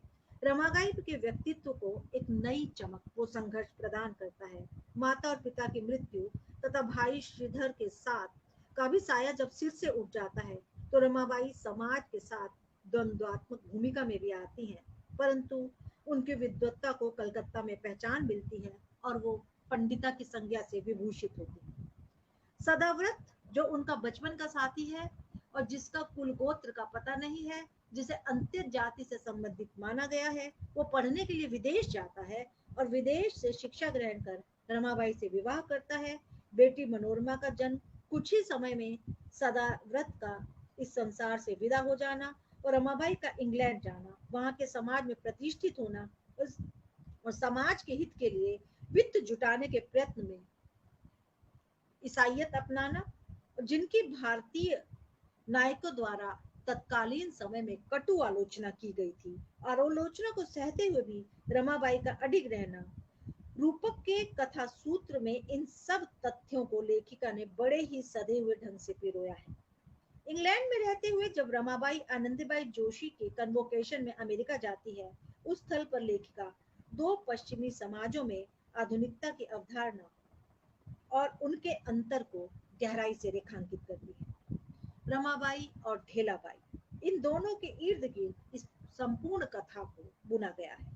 रमाबाई के साथ उनके पिता के आश्रम में पलने वाले अनामकुल सदाव्रत और ढेलाबाई के साथ नायक के रूप में सर्वसिद्ध पुरुष महेंद्र मिसिर, जिनका समय 1866 से 1946 तक का है। साथ ही सामंती प्रवृत्ति के हलवंत सहाय इनके प्रतिमुख हैं, जो जबरन ढेलाबाई को पत्नी बनाते हैं, जिनसे दोस्ती निभाने की खातिर महेंद्र किशोरी ढेलाबाई को मेले में से अगवा कर लाते हैं। भले ही उन्हें इस बात का जिंदगी भर मलाल रहा कि ढेलाबाई अपने मन के विरुद्ध जिस पुरुष से बंधने को विवश हुई वह उनके मन का मीत कभी नहीं बन सका। महेंद्र को भी इसकी ग्लानि जीवन भर रही। रमाबाई भारत लौटकर जिस मुक्ति सदन का निर्माण करती है, जीवन की संध्या वेला में पति की मृत्यु और तमाम जायदाद के झगड़ों से निपट चुकने के बाद ढेलाबाई वहीं आकर अपनी सेवाएं देती है। उनकी पुत्री ठुमरी जो है उसकी भी मृत्यु हो जाती है। उसके बाद वो अपनी नवासी कानन को पालती है, जो प्रखर बुद्धि है, रेडियो उद्घोषक है, किंतु वो अपने ही रिश्तेदार की कुदृष्टि का शिकार होती है, पर हार नहीं मानती। नए जोश से फिर से समाज से टकराती है। बलात्कार पीड़ित स्त्रियों को वो ये संदेश देती है कि जो अपराध किया ही नहीं उसकी सजा स्त्री क्यों भुगते, और क्यों वह कुंठा की शिकार हो। क्यों नहीं स्त्री इस देह से विदेह हो जाती जो बार बार इस तरह के प्रसंग में उसके आड़े आती है। तिनका तिनके पास भी 2004 में ही प्रकाशित हुआ। प्रस्तुत उपन्यास सही मायनों में स्त्री मुक्ति की तलाश है। कई महत्वपूर्ण प्रश्नों को उठाते हुए तिनका तिनके पास मानव प्रेम का विराट संसार रचता है। यहाँ भी वही जोगनिया कोठी है जहाँ जाकर तारा सामुदायिक घर बनाती है। तारा बदनाम बस्ती में पेशा करने वाली की पुत्री है, जिसके पिता तांत्रिक बलदेव शास्त्री हैं, जो खूब अय्याश है। मिशनरियों की कृपा से वो स्कूल जाती है और पढ़ने के सिलसिले में विदेश जाकर किसी कारणवश छात्रवृत्ति से वंचित होती है और प्रेम में धोखा खाने के बाद जीवन यापन के लिए कॉल गर्ल बनती है। और पर उसमें कोई कुंठा नहीं हमें दिखाई देती और अकुंठ रहकर वो वहां पर अपना जीवन यापन करती है। परंतु डॉक्टर अंसारी की सहायता से वो भारत लौटती है और परिस्थितिवश उनके घर में केयर टेकर बनती है। डॉक्टर अंसारी के मानसिक रूप से विक्षिप्त बेटे शाहिद की यौन शुदा का शिकार होकर वो गर्भवती होती है और स्वेच्छा से वो ये निर्णय लेती है कि वो इस बच्चे को जन्म देगी। तारा की सच्ची साथी डॉक्टर अंसारी की आईपीएस बेटी शीरीन है, जो यहाँ पर दिखाया जाता है कि ढेलाबाई की जो नवासी कानन उसकी बेटी है शीरीन, जिसके साथ उसका भगिनी भाव है। प्रखर सचेत और स्त्री स्वाधीनता की पक्षधर शीरीन जो है उसके मन में डॉक्टर स्पंदन के प्रति मन के मीत वाला भाव है। स्पंदन की माँ अवंतिका विधायक है, किंतु अपने कॉमरेड पति सतीश कक्कड़ से प्रेम संबंध द्वारा विवाह होने के बाद कॉमरेड वाला भाव तिरोहित होने की साक्षी थी। अनामिका अवंतिका देवी का राजनीति में आना, पति द्वारा प्रताड़ित होने पर घर छोड़कर निकलना और फिर उसी जग से हारे हुए पति को अपने शरण में लेना सभी कथानक का अनिवार्य हिस्सा है। तारा के विषय में सब कुछ जानने पर भी अवंतिका का उससे स्नेह भाव स्त्री के दुख और संघर्ष में स्त्री के सहयोगी भाव का प्रतीक है। अवंतिका के प्रसंग से क्रांतिकारी पुरुषों का पति बनते ही सहयोग का लबादा किस तरह से उतर जाता है और ठेठ पति बन जाने की हकीकत कैसे सामने आती है, अनामिका जी इसे सामने रचते हुए उपन्यास में दिखाती हैं। राजनीति के क्षेत्र में स्त्रियों का क्या स्थान है, उनके पीछे उठने वाले ढेरों प्रवाद किस तरह से उठते हैं, वहां पर होने वाली दारू पार्टियों की क्या हकीकत है, साहित्यिक जगत की उठापटक और प्रतिष्ठित होने के बाद साहित्यिकों संपादकों की सच्चाई सभी कथा के परिवृत्त में सभी कथा में वहां पर समाये हुए हैं। प्रस्तुत उपन्यास भी फ्लैशबैक द्वारा अनेक कथा सूत्रों को वर्तमान की उंगलियों में पकड़ाता है और विविध सूत्रों से बंधी हुई अनेकानेक कहानियों की नाचती हुई कठपुतलियां स्त्री जीवन, उनके संघर्ष और मुक्ति के स्वाधीन होने की गाथा का एक नया बहुत बड़ा कोलाज रचती है। स्त्री के सबसे वर्जित रूप वेश्या या आधुनिक शब्दों में कालगर्ल पर उपन्यास में तारा के माध्यम से पर्याप्त चिंतन किया गया है। तारा ने अपनी माँ को देखा है, वो खुद भी पढ़ लिख कर शोध करते हुए परिस्थितिवश कॉलगर्ल बनी है। समाज में इस तरह की स्त्रियों की भूमिका, उनके प्रति पुरुषों की मनोवृत्ति, उनका व्यापक द्वंद्व और संघर्ष सब उपन्यास में नजर आता है। उपन्यास के अंत में हम देखते हैं कि अवंतिका जी एक पत्र लिखती हैं और एक महत्वपूर्ण संकल्पना को स्थापित करती हैं। उनका क्या कहना है कि कोई किसी के लिए कुछ नहीं करता, किसी की कश्ती को बचाने के चक्कर में आप खुद भी तो मझधार से निकल आते हैं। मुक्ति चौमुखी दिया है। स्त्री संघर्ष, स्त्री विमर्श और स्त्रियों की मुक्ति की दिशा में ये जो उपन्यास है सचमुच चौमुखी दिया ही है। और यहीं पर अवंतिका जी कोयला खदानों में काम करने वाली अनपढ़ किंतु सचेत, अत्याचारों से पीड़ित लेकिन अब विद्रोह की मशाल बनती आदिवासी स्त्रियों के राजनीतिक हकों की बात करती है। वे उन्हें नई सखियां कहकर बुलाती हैं, जो स्त्री के भगिनी भाव का एक गहरा सूचक शब्द है। वे तारा से आग्रह करती हैं कि वो ऐसा पाठ्यक्रम बनाए जिसमें स्त्री विषयक कानून, इतिहास, मिथक, पुराण और समकालीन जीवन से उठाए गए प्रेरक स्त्री चरित्र, विश्व साहित्य से चुने गए प्रेरक स्त्री प्रसंग इन्हें मौखिक रूप से पढ़ाए जा सके। अवंतिका उनके भीतर की विशेषताओं को जानकर कोयलरी में खटने वाली इन मजदूरिनों को नर्स या सजग कार्यकर्ता बनाना चाहती है। ये अपने आप में आदिवासी स्त्रियों की संघर्ष कथा को बताने या सुनाने के लिए पर्याप्त है। इसके साथ ही उपन्यास के भीतर अनामिका जी एक अन्य कोलाज का निर्माण करती हैं, जहां साहिल झुग्गी बस्ती में काम करने जाता है। मतलब कोई भी पक्ष या कोई भी कोना समाज का ऐसा नहीं है जो अनामिका दी की आंख से छूट गया हो। इसमें हम देखते हैं कि संघर्षशील जो नई स्त्रियां हैं, नई पीढ़ी की जो युवा स्त्रियां हैं, उनसे साहिल रूबरू होता है। तिनका तिनके पास को पढ़ते हुए निरंतर ये अनुभव होता है कि अनामिका के परिवृत्त का दायरा बहुत बड़ा और बहुत बड़ा होता जा रहा है। उधर हम देखेंगे कि अधिक से अधिक रंग, धर्म, जाति, नस्ल की स्त्रियां इसमें समाहित हो रही हैं। हो सकता है कि निकट भविष्य में ये एक बहुत बड़ा सार्वभौमिक आयाम रचे। एक अन्य महत्वपूर्ण बात है जो अनामिका जी के उपन्यासों के संदर्भ में कही जा सकती है कि लालटेन बाजार से लेकर आईना साज में हर उपन्यास में वो प्रेम की अनिवार्यता, प्रेम के विविध रूप बार बार उभारती है। प्रेम को लेकर अकाट्य सूक्तियां भी इनके उपन्यासों में दिखाई देती हैं, जैसे इश्क भी नन्हा सा इनकलाब ही है, एकदम बदल देता है आपको, सारी दीवारें बर्लिन की दीवारें हो जाती हैं, छूम छनन टूटती हो। इन पूरे उपन्यासों में अनेकानेक सूक्तियां मणियों की तरह से झिलमिलाती हुई नजर आती हैं। इसके बाद जो उपन्यास प्रकाशित होता है अनामिका जी का, वो है बिल्लू शेक्सपियर पोस्ट बस्तर।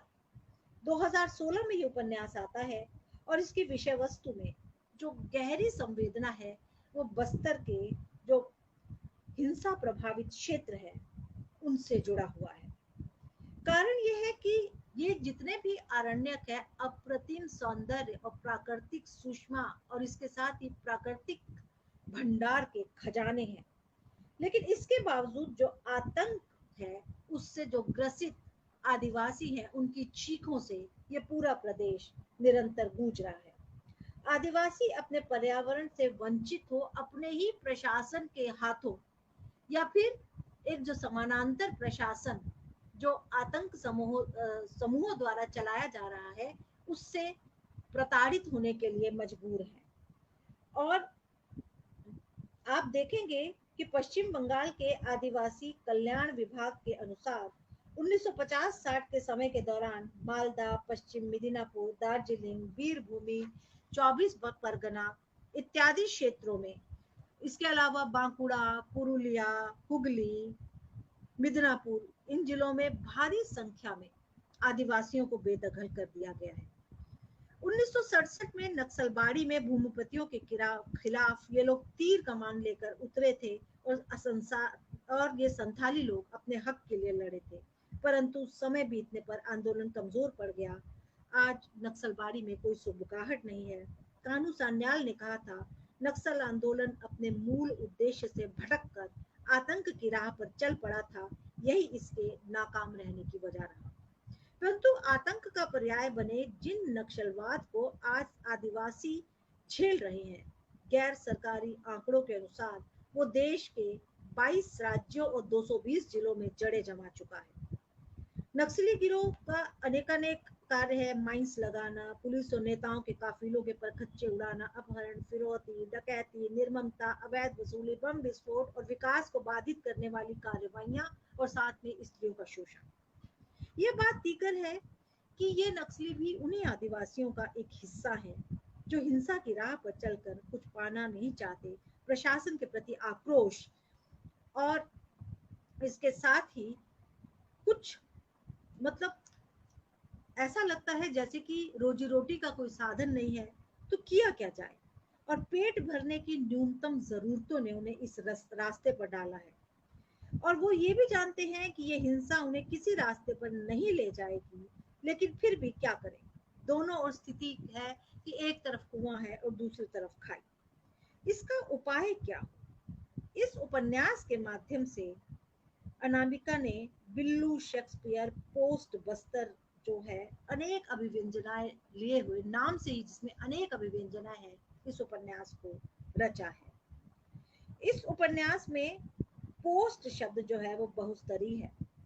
पहली बात, पोस्ट बहुत है, इसमें चिट्ठियां बहुत आती जाती हैं। दूसरी बात, यहाँ पोस्ट किए गए ये जो पत्र है इसकी कथावस्तु के विन्यास को बनाते हैं। दूसरी बात, बस्तर के उत्तरों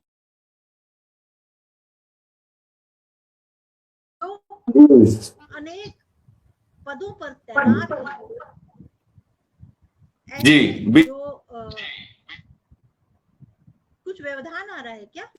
नहीं, ठीक है, कुछ देर दिक्कत हुई, अब ठीक है, ठीक चल रहा है, ठीक है। तो जो उच्च पदों पर या विविध पदों पर तैनात लोगों को की भूमिका को विभिन्न अर्थों में समझने का प्रयत्न इसके माध्यम से किया गया है।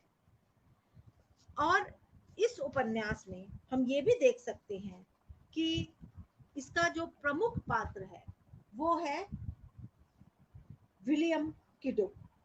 इसके अलावा ललिता, जिसका वास्तविक नाम लिली है, कॉमरेड शशि शेखर, प्रोफेसर आशीष मुखर्जी, मान्यता मैडम, डॉक्टर टंडन, शेफालिका, वकील एल्विस पुतुल और जो है छद्म नक्सली रामदेव उराव आदि का चरित्र पूरे बस्तर का स्वरूप आंकने के लिए गढ़े गए हैं। उपन्यास की चौखट में मान्यता के भाई आशय मेहता ऑपरेशन ग्रीन हंट यानी पुलिस और प्रशासन का प्रतिनिधित्व करते हैं, तो ललिता और बिल्लू उस आम आदिवासी का जो आधुनिक समाज में कहीं ना कहीं मिसफिट है पर चैतन्य भाव से आगे बढ़ने के लिए कटिबद्ध है।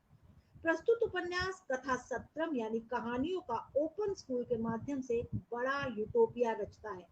लेखिका का यह मानना है कि हर सूक्ष्म परिवर्तन का हथियार साहित्य है। ये बीज बिंदु है अनेक उपन्यासों का। विश्व की कालजयी कृतियों की प्रेरक कहानियों और काव्य पंक्तियों को वो इस उपन्यास के माध्यम से दर्शाती हैं और दिखाती हैं। कथा सत्रम का जो अभियान है वो क्या है कि विश्व की प्रेरक कहानियां और काव्य पंक्तियां नए राजनीतिक संदर्भों में पुनर्रोपण और मंचन जो है वो किया जाए। भारत के आदिवासी, दलित, वंचित किशोर किशोरियों के लिए हिंदी में उनका पुनर्लेखन डॉक्टर आशीष और मान्यता का सपना है।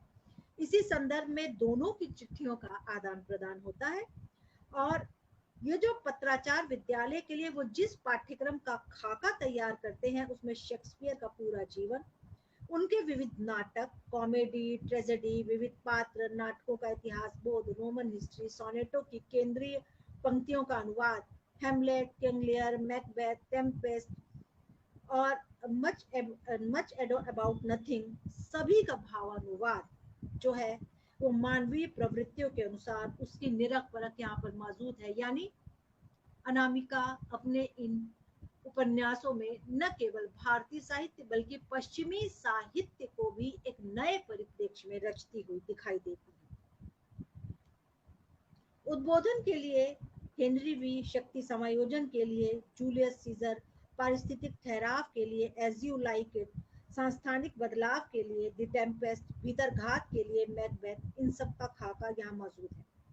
कथा के भीतर ये कथाएं उसी तरह पिरोई गई हैं जैसे केले के पत्ते में पत्ते। मध्ययुगीन पश्चिमी साहित्य को लेखिका के अनुसार रिनेसांसकालीन साहित्य की सबसे बड़ी विशेषता है मनुष्य को ईश्वर के समकक्ष लाकर खड़ा कर देने का जोश। इसके साथ ही दो महायुद्धों के साय में लिखे जाने वाले समस्त साहित्य का सिंहावलोकन यहाँ पर मौजूद है।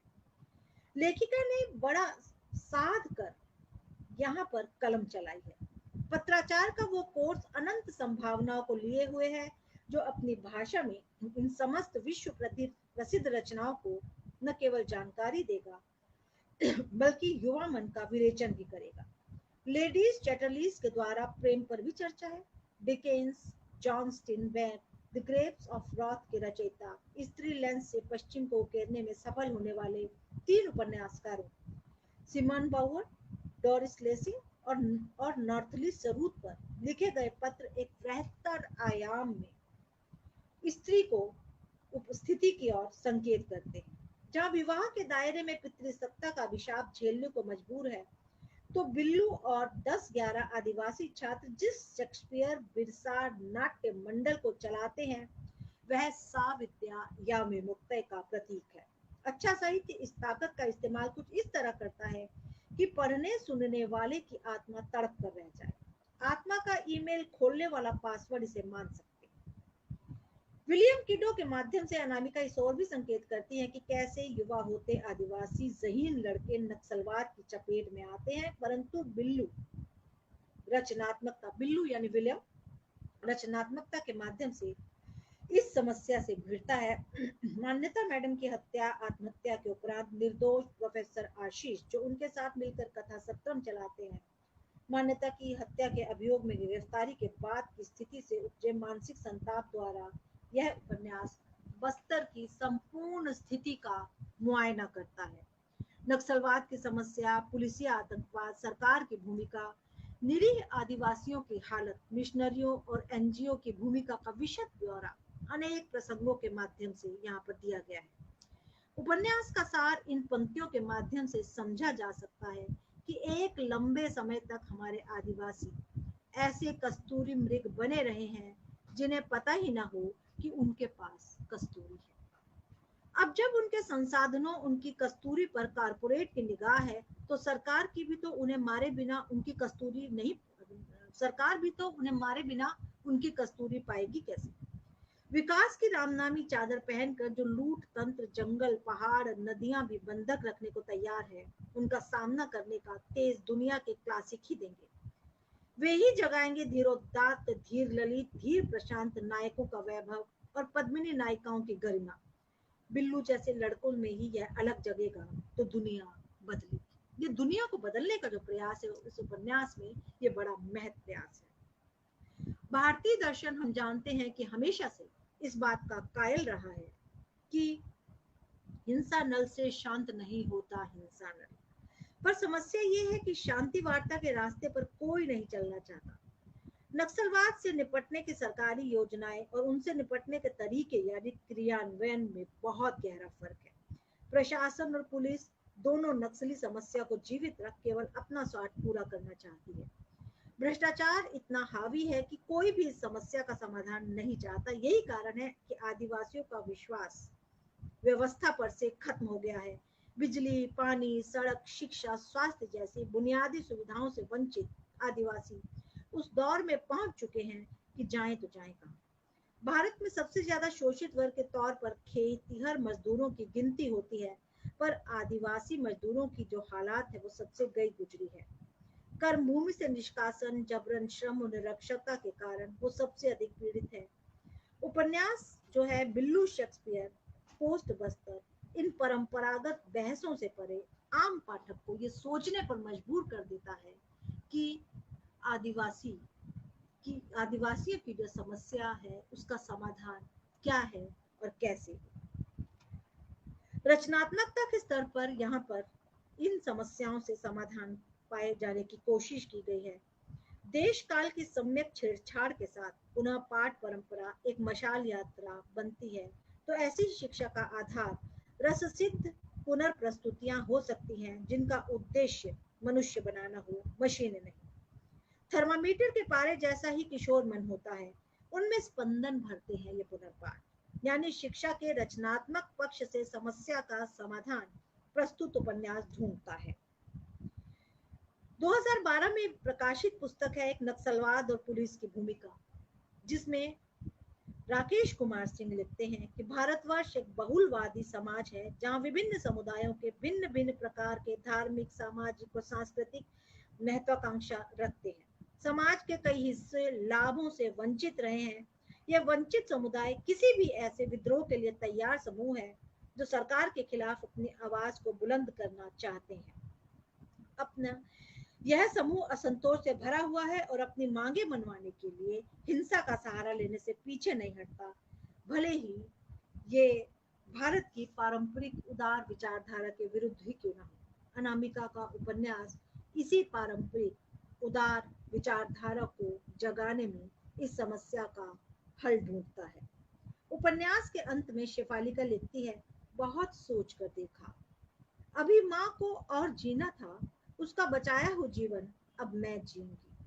आदमी अपनों के लिए इतने काम करता है तो उसके बदले में जी क्यों नहीं सकता। इसके बाद जो अनामिका जी का बहुत अधिक चर्चित उपन्यास आता है आईना साज, जिस पर पर्याप्त चर्चा जनसुलभ पुस्तकालय में हो चुकी है, फिर भी थोड़ी चर्चा करके उसे हम यहाँ पर समेटते हैं। आईना साज जो है अनामिका जी का उपन्यास है जो लगभग 2000 में, नहीं रुकिएगा, इसका उपन्यास का जो प्रकाशन वर्ष है वो है 2020। 2020 में आईना साज आईना साज प्रकाशित होकर आता है। और यहाँ पर हम देखते हैं कि इतिहास से जुड़ने के प्रयत्न के पीछे लेखिका की मंशा क्या है। 12वीं शती के मध्य से लेकर वर्तमान सदी, जिसके कि अभी 2 दशक से ऊपर बीत चुके हैं, इतने लंबे समय में ये उपन्यास अपने पांव फैलाए हुए है। और इस उपन्यास की रचना में क्या ये इतिहास जो है वो केवल एक लेखकीय युक्ति है? क्या कारण है कि इतिहास के लंबे समय को खंगालते हुए लेखिका ने अमीर खुसरो जैसे पात्र को चुना? और क्या अमीर खुसरो के पास कोई जादुई ताकत थी जो उस भयंकर अराजकता से भरे माहौल में वो अपने सूफियाना व्यक्तित्व को बनाए रहे और अनेक राजशाहियों के दरबार से ताल्लुक रखते हुए भी अपनी शख्सियत और अपनी लेखनी को बेदाग बनाए रखे? हालांकि कुछ लोगों का ये भी कहना है कि ये अमीर खुसरो की कूटनीति थी कि किस तरह से वो हर एक बादशाह के प्रिय बने रहे। लेकिन ये उपन्यास बनती बिगड़ती सल्तनतों, राजा राजशाहों, उनकी समूची प्रवृत्ति और इतनी राजशाहियों के बीच भी साफ शफाफ मन लिए अमीर खुसरो का व्यक्तित्व को उभारता है जो ना काहू से बैर को अपनाए रखता है।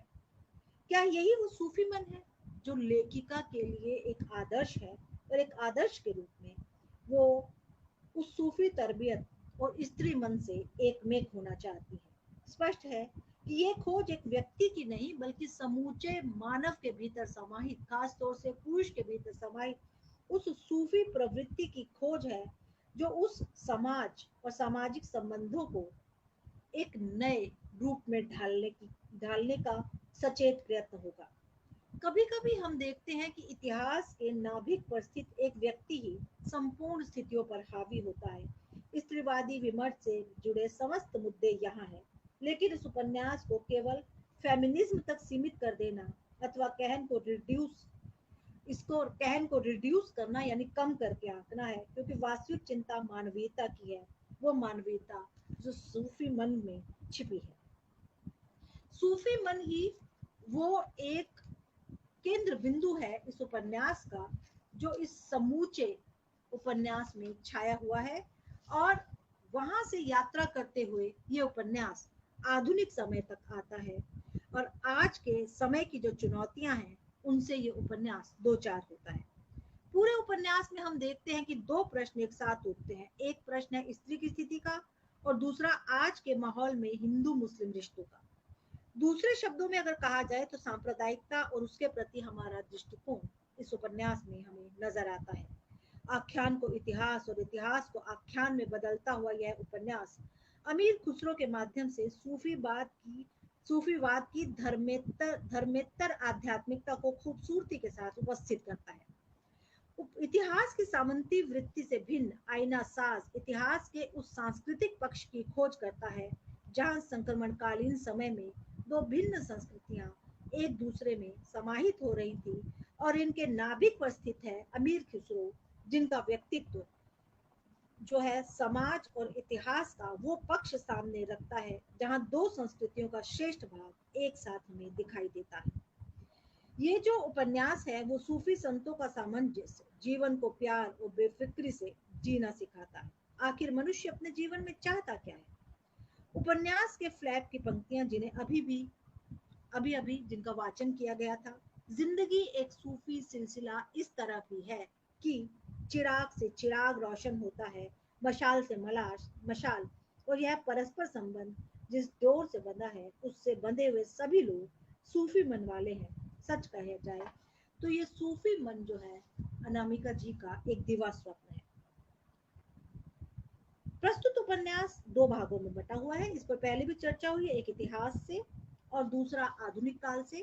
और आधुनिक समय में जुड़कर उपन्यास का गल्प जो है एक बृहत्तर परिप्रेक्ष्य में रूपायित होता हुआ हमें दिखाई देता है। उपन्यास के गल्प का एक दिलचस्प मोड़ वहां भी है जहां अमीर खुसरो के आख्यान के साथ पद्मिनी का आख्यान जुड़ता है और अलाउद्दीन खिलजी के तंबू में जाकर जो है वो पद्मिनी अमीर खुसरो जो है एक मध्यस्थ की भूमिका निभाते हैं और बाद में उसके पद्मिनी के राख में बदल जाने के बाद उनका मन अवसाद से भी डूबा हुआ है। पद्मिनी की अस्मिता का ये जो संघर्ष है वो पूरे मध्यकालीन बल्कि आज भी उस पुरुष के पौरुषत्व के सामने तन कर खड़ा हो जाता है जो स्त्री को महज एक खिलौना समझता है या मन बहलाव की वस्तु, जो स्त्री के सौंदर्य पर जबरन हावी होना चाहता है या उसे पा लेना चाहता है। सच पूछिए तो ये संदर्भ आज न जाने कितने ऐसे किस्सों का अतीत और वर्तमान है जहाँ पुरुष जबरन स्त्री को पा लेना चाहता है, कभी सौंदर्य पर रीझ कर, कभी किसी अन्य कारण से।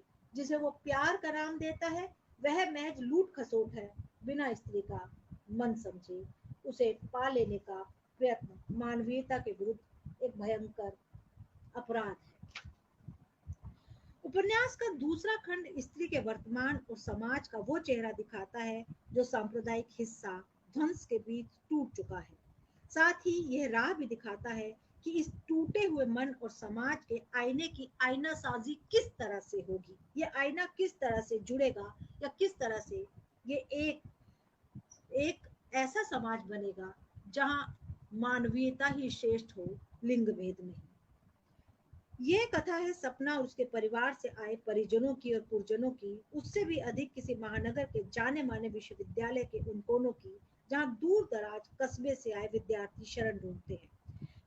विश्वविद्यालय प्रेम, राजनीति, एडहॉक नौकरियां, अनिश्चित भविष्य, गलाकाट स्पर्धा, देश और विश्व की राजनीति, विश्वविद्यालय की मानो पूरी रिपोर्ट लेखिका ने यहाँ लिख दी है। किसी मेस या पीजी में रहकर ये छात्र और छात्राएं अपना समय तंगहाली और सपने देखने में बिताते हैं। सपना इन्हीं विद्यार्थियों में एक है।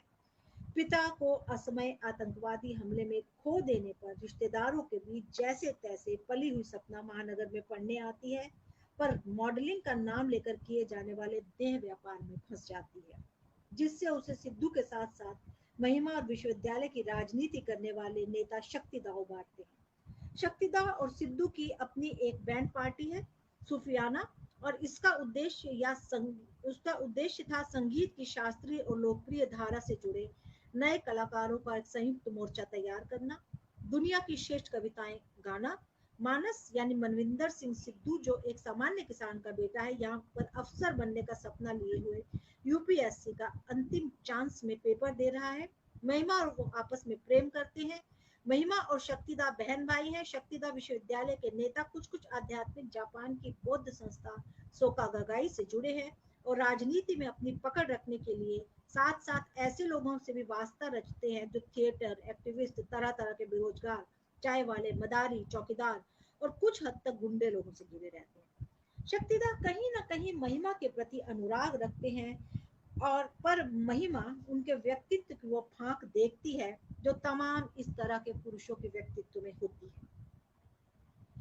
सेक्स रैकेट से उबरने के लिए महिमा को जिस तरह का प्रस्ताव देते हैं, वो सेक्स रैकेट से उबारने के बाद वो महिमा को जिस तरह का प्रस्ताव देते हैं, महिमा उससे बिदक जाती है। ललिता जी के कहने पर सपना को उनके पड़ोस में रहने वाली वयोवृद्ध लेखिका के यहाँ कमरा मिल जाता है और उपन्यास में ये जो वयोवृद्ध लेखिका है न जाने क्यों कृष्णा सोप्ती की याद दिलाती है। अनामिका जी उनके माध्यम से अनामिका जी जो है यहाँ पर सपना की मुलाकात जो है आदिवासी लेखिका सरोज किंडो और डॉक्टर नफीस से होती है। डॉक्टर नफीस आधुनिक युग के जो हैं वो एक तरह से वही सूफीमन पुरुष हैं जिसकी कोई स्त्री परिकल्पना करती है, और सरोज किंडो के माध्यम से जो लेखन के क्षेत्र में उभरने वाली नव लेखिकाएं हैं उनकी जो समस्याएं हैं उनसे यहाँ पर रूबरू कराती हैं। और वो जो है सपना जो है इस तरह के धीरोदात्त पुरुष को यानी डॉक्टर नफीस को अपना जीवन साथी चुनती है।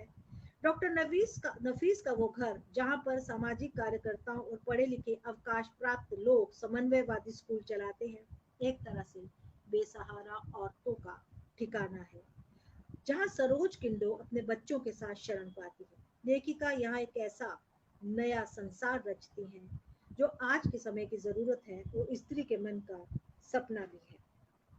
अनामिका जी सरोज किंडो के माध्यम से आदिवासी लेखिकाओं, समाचार पत्र के संपादकों, समवर्गीय लेखकों, मेंटोर मेंटी, गुरु शिष्य, निदेशक, अभिनेता, प्रकाशक, संपादक जैसे पारस्परिक सहयोग मूलक संबंधों के बिगड़ने का जायजा लेती है।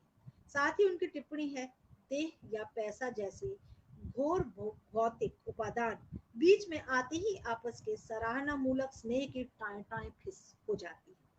इतिहास गवाह है कि दूध धुले या दुधेले संबंधों में देह या पैसा खटास पैदा करता है। दूध में खटास पड़ेगी तो वो फटेगा। ये पितृ सत्तात्मक समाज स्त्री को देह से ऊपर कब समझेगा? लेखिका की एक प्रमुख चिंता ये भी है। सपना सरोज किंडो के प्रसंग में अदालत जाती है और उसके साथ भूतकाल में हुए अपने दैहिक शोषण को भी फाइल खुलवाकर केस करती है। यह प्रसंग स्त्री शोषण, बलात्कार, हिंसा के विरुद्ध अदालतों की स्थिति का ब्यौरा बहुत कम शब्दों में बड़े सटीक अर्थ में बयान करते हैं। इस पूरे प्रकरण में दोनों स्त्रियों में से एक मुकदमा जीतकर अपराधियों को सजा दिलवा पाती है तो दूसरी केस हार जाती है, जिससे ये संदेश मिलता है कि अदालतों में विलंबिता के साथ स्त्री के पक्ष में न्याय पाने की संभावना आधी ही है, किंतु लड़ाई जरूरी है। दूसरी ओर डॉक्टर नफीस की मित्र और पूर्व पत्नी प्रकारांतर से जो लेस्बियन है, जो सृजनशील चित्रकार और फिजियोथेरेपिस्ट है, के माध्यम से स्त्री की सृजनशीलता, उसके मन में उभरने वाले बिंबों और स्त्री यौनिकता के साथ साथ अंतर्मन में कहीं जाकर स्त्री को विमुक्त कर देने का उपाय भी सुझाया गया है। इस शरीर से मन का जुड़ाव स्त्रियों के लिए थोड़ा ज्यादा होता है, इसलिए मन की कुंठाएं और चोटें अगर गुनाहगार कामों के दौरान इसलिए मन की कुंठाएं और चोटें अगर सृजनात्मक कामों के दौरान जैसे चित्र बनाते, नृत्य करते, गाना गाते, कुछ लिखते पढ़ते या किसी को प्रोत्साहित करते हुए दूर दूर कर ली जाए तो मूलाधार से सहस्त्राधार तक रोशनी के एक उच्छल नदी सी बहने लगती है। अंग अंग में सचमुच कमल दल खिलने का आभास होने लगता है। अजब तरह का संगीत गूंजने लगता है नस नस में, और स्त्री शरीर, स्त्री मन, स्त्री भाषा सब मीरा के घुंघरुओं और राबिया के रबाब की तरह आसपास के पूरे परिवेश को संगीत से गुंजायित कर देते हैं, ऊर्जस्वी स्पंदन से भर देते हैं। इस उपन्यास की कहानी भी बहुस्तरीय है और इस पर बहुत सी चर्चा हो चुकी है, तो मुझे लगता है इस उपन्यास को अगर हम यहीं थाम कर थोड़ा सा आगे बढ़े तो अनामिका जी का जो अगला उपन्यास आता है और जिस पर पर्याप्त चर्चा आजकल हो रही है वो है तृणधरी ओट। तृणधरी ओट पर अभी वरिष्ठ लेखिका और चिंतन उषा किरण खान आपको आपके साथ जुड़कर बहुत ही सटीक, सचेत और सुंदर जानकारियां दे चुकी हैं। तृणधरी ओट में सीता का पूरा एक मिथकीय व्यक्तित्व जो है उसे उभारा गया है और उस मिथकीय व्यक्तित्व के माध्यम से, जैसा कि हम पहले भी चर्चा कर आए हैं, पहले भी आपसे बात हुई है कि एक ऐसी स्त्री के व्यक्तित्व को सीता के माध्यम से उभारा गया है जो धीर प्रशांत है, और आदि शक्तियों के रूप में जिस तरह से उन शक्तियों को स्त्रियों के बीच में रूपायित किया गया है और एक बहुज्ञता के साथ उन शक्तियों की संपूर्ण व्याख्या इस उपन्यास में दिखाई देती है। और यहाँ पर भी जो सीता है वो धरती की पुत्री है, धरती के साथ जुड़कर वनवासियों के साथ जुड़कर, आदिवासियों के साथ जुड़कर वो एक नया रूप देना चाहती हैं उस समाज को। उन बच्चों की गलती क्या है जिन बच्चों के पास ऐसा ऐसा जिन बच्चों ने देखा ही नहीं कि सहृदयता क्या होती है, सुरुचि क्या होती है, जिन्होंने केवल हिंसा ही देखी हो, उनकी प्रवृत्तियों को कैसे बदला जाए, इसका प्रयत्न यहाँ सीता कर रही है। चलते चलते दो बातें। पहली, अनामिका जी के उपन्यासों के नाम उनकी सूझबूझ और काव्य प्रवृत्ति की देन है। लालटेन बाजार का पहला नाम पर कौन सुनेगा था, पर शायद इसलिए कि उसमें हर पात्र के मन में अपनी पुकार है पर उसे सुनने वाला कोई नहीं। बाद में यह नाम लालटेन बाजार में बदलता है, और एक तो ये कि वो उस जगह का नाम है जहां से इसकी नायिका का संबंध है, दूसरे पेशेवर स्त्रियों को उस यंत्रणा से उबारने का प्रयत्न भले ही नियोन का प्रकाश ना हो, पर रोशनी की लालटेन तो है ही, और मन ही मन पर एक रोशनी की जगमगाहट तो है ही। मन कृष्ण मन अर्जुन में मन के कई संदर्भ है। मन ही अर्जुन की तरह द्वंद्वग्रस्त होता है और मन ही कृष्ण की तरह द्वंद्व से मुक्त भी होता है। अवान्तर कथा अवान्तर होते हुए भी प्रासंगिक कथाओं का गुलदस्ता है, तो श्रृंखलाबद्ध उपन्यास 10 द्वारे का पिंजरा और तिनका तिनके पास कबीर के प्रसिद्ध साखियों के अंश। जहाँ 10 द्वारे का पिंजरा स्त्री अस्मिता की आत्मा जीवन भर तड़पती रहती है और मुक्ति प्रसंग पाने का प्रयत्न करती है, तो त्वमेव वस्तु गोविंदम तुभ्यमेव समर्पय के भाव से तिनका तिनके पास का शीर्षक जो है वो इस समाज को पुनः समाज को ही प्रदाय होता है। तमाम महिमा मंडल के बाद भी स्त्री का अस्तित्व पितृसत्तात्मक समाज में तिनका भर रह जाता है।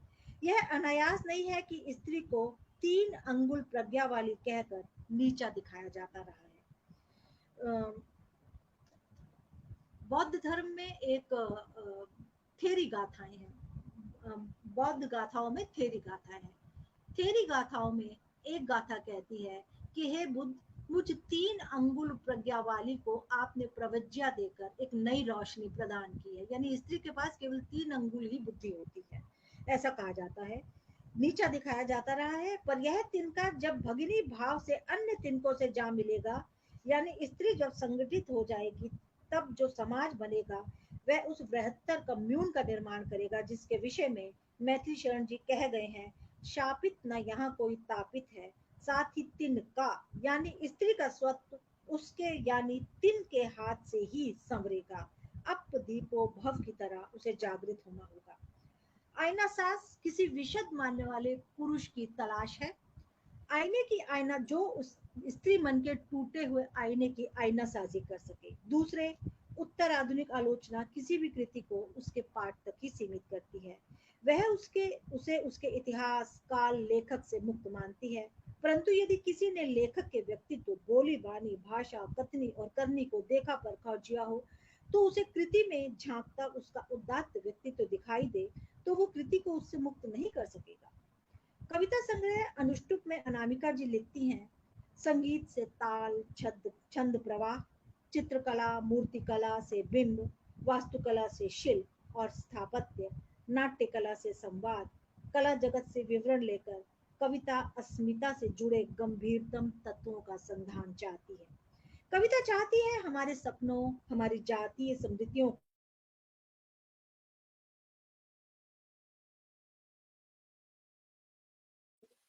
जी निशा जी, मित्रों कुछ कनेक्शन संभवतः कट गया और 4 लाइनें रह गई हैं। हाँ, निशा जी हमसे जुड़ रही हैं। जी जी निशा जी, सिर्फ थोड़ा सा अंतिम जो है 4 लाइनें रह गई हैं, और आप लोगों ने इतनी देर तक धैर्यपूर्वक सुना, इसके लिए बहुत बहुत आप सबका धन्यवाद। उम्मीद करते हैं हम लोग शीघ्र ही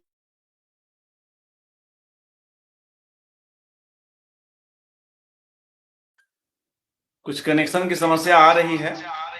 छोड़ दें। हाँ, नहीं नहीं, अभी ठीक हो गया। आप बोले, आप ठीक है।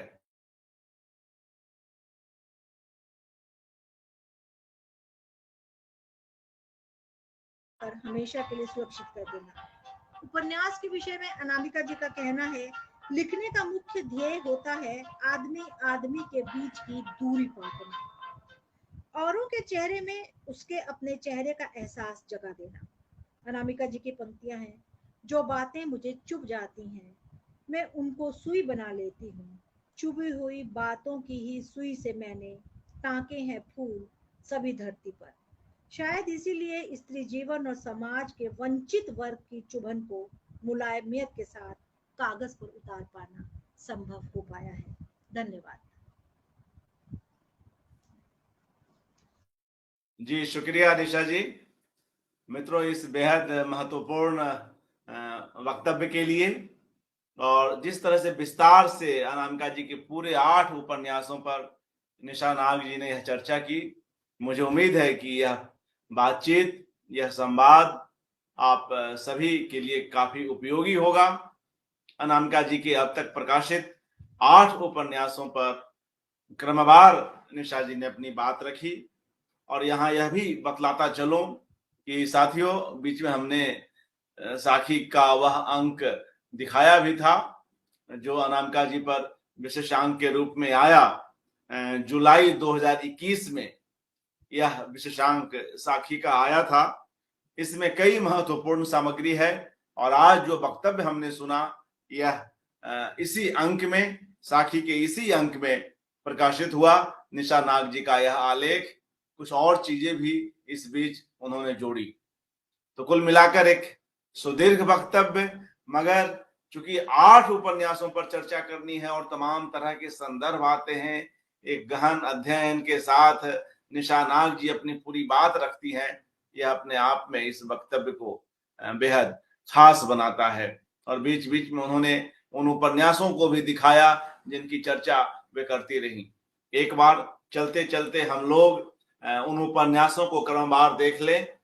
लालटेन बाजार, जिसका नाम पहले कुछ और था, फिर दूसरा उपन्यास, माफ कीजिएगा, शुरू से चलते हैं। लालटेन बाजार, और अनामिका जी का दूसरा उपन्यास मन कृष्ण मन अर्जुन,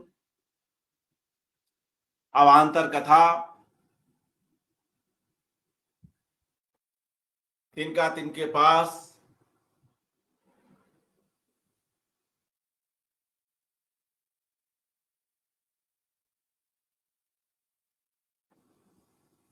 बिल्लू शेक्सपियर, इस पर भी चर्चा की, आईना साज, और अंत में यह तृणधरी ओट। और यह जो पहला उपन्यास है लालटेन बाजार, पहले यह 1983 में पर कौन सुनेगा नाम से प्रकाशित हुआ। तो मुझे लगता है काफी समय भी हो गया है, लगभग 2.25 घंटे होने को आए। निशा नाग जी, आप इतनी तन्मयता के साथ जुड़ी, कुछ समस्याएं भी आई, मगर आप फिर भी सहनशीलता के साथ हमारे साथ बनी रही। अच्छा लगा, और अंततः यह कार्यक्रम संपन्न हो सका। बहुत बहुत आभार निशा जी, शुक्रिया। जनसुलभ पुस्तकालय का बहुत बहुत आभार, आपका आभार, दर्शकों का आभार। और मित्रों, हम लोग अगली कड़ी में फिर किसी वक्ता को सुनेंगे। अनामिका जी पर यह एकाग्र जारी है। नमस्कार।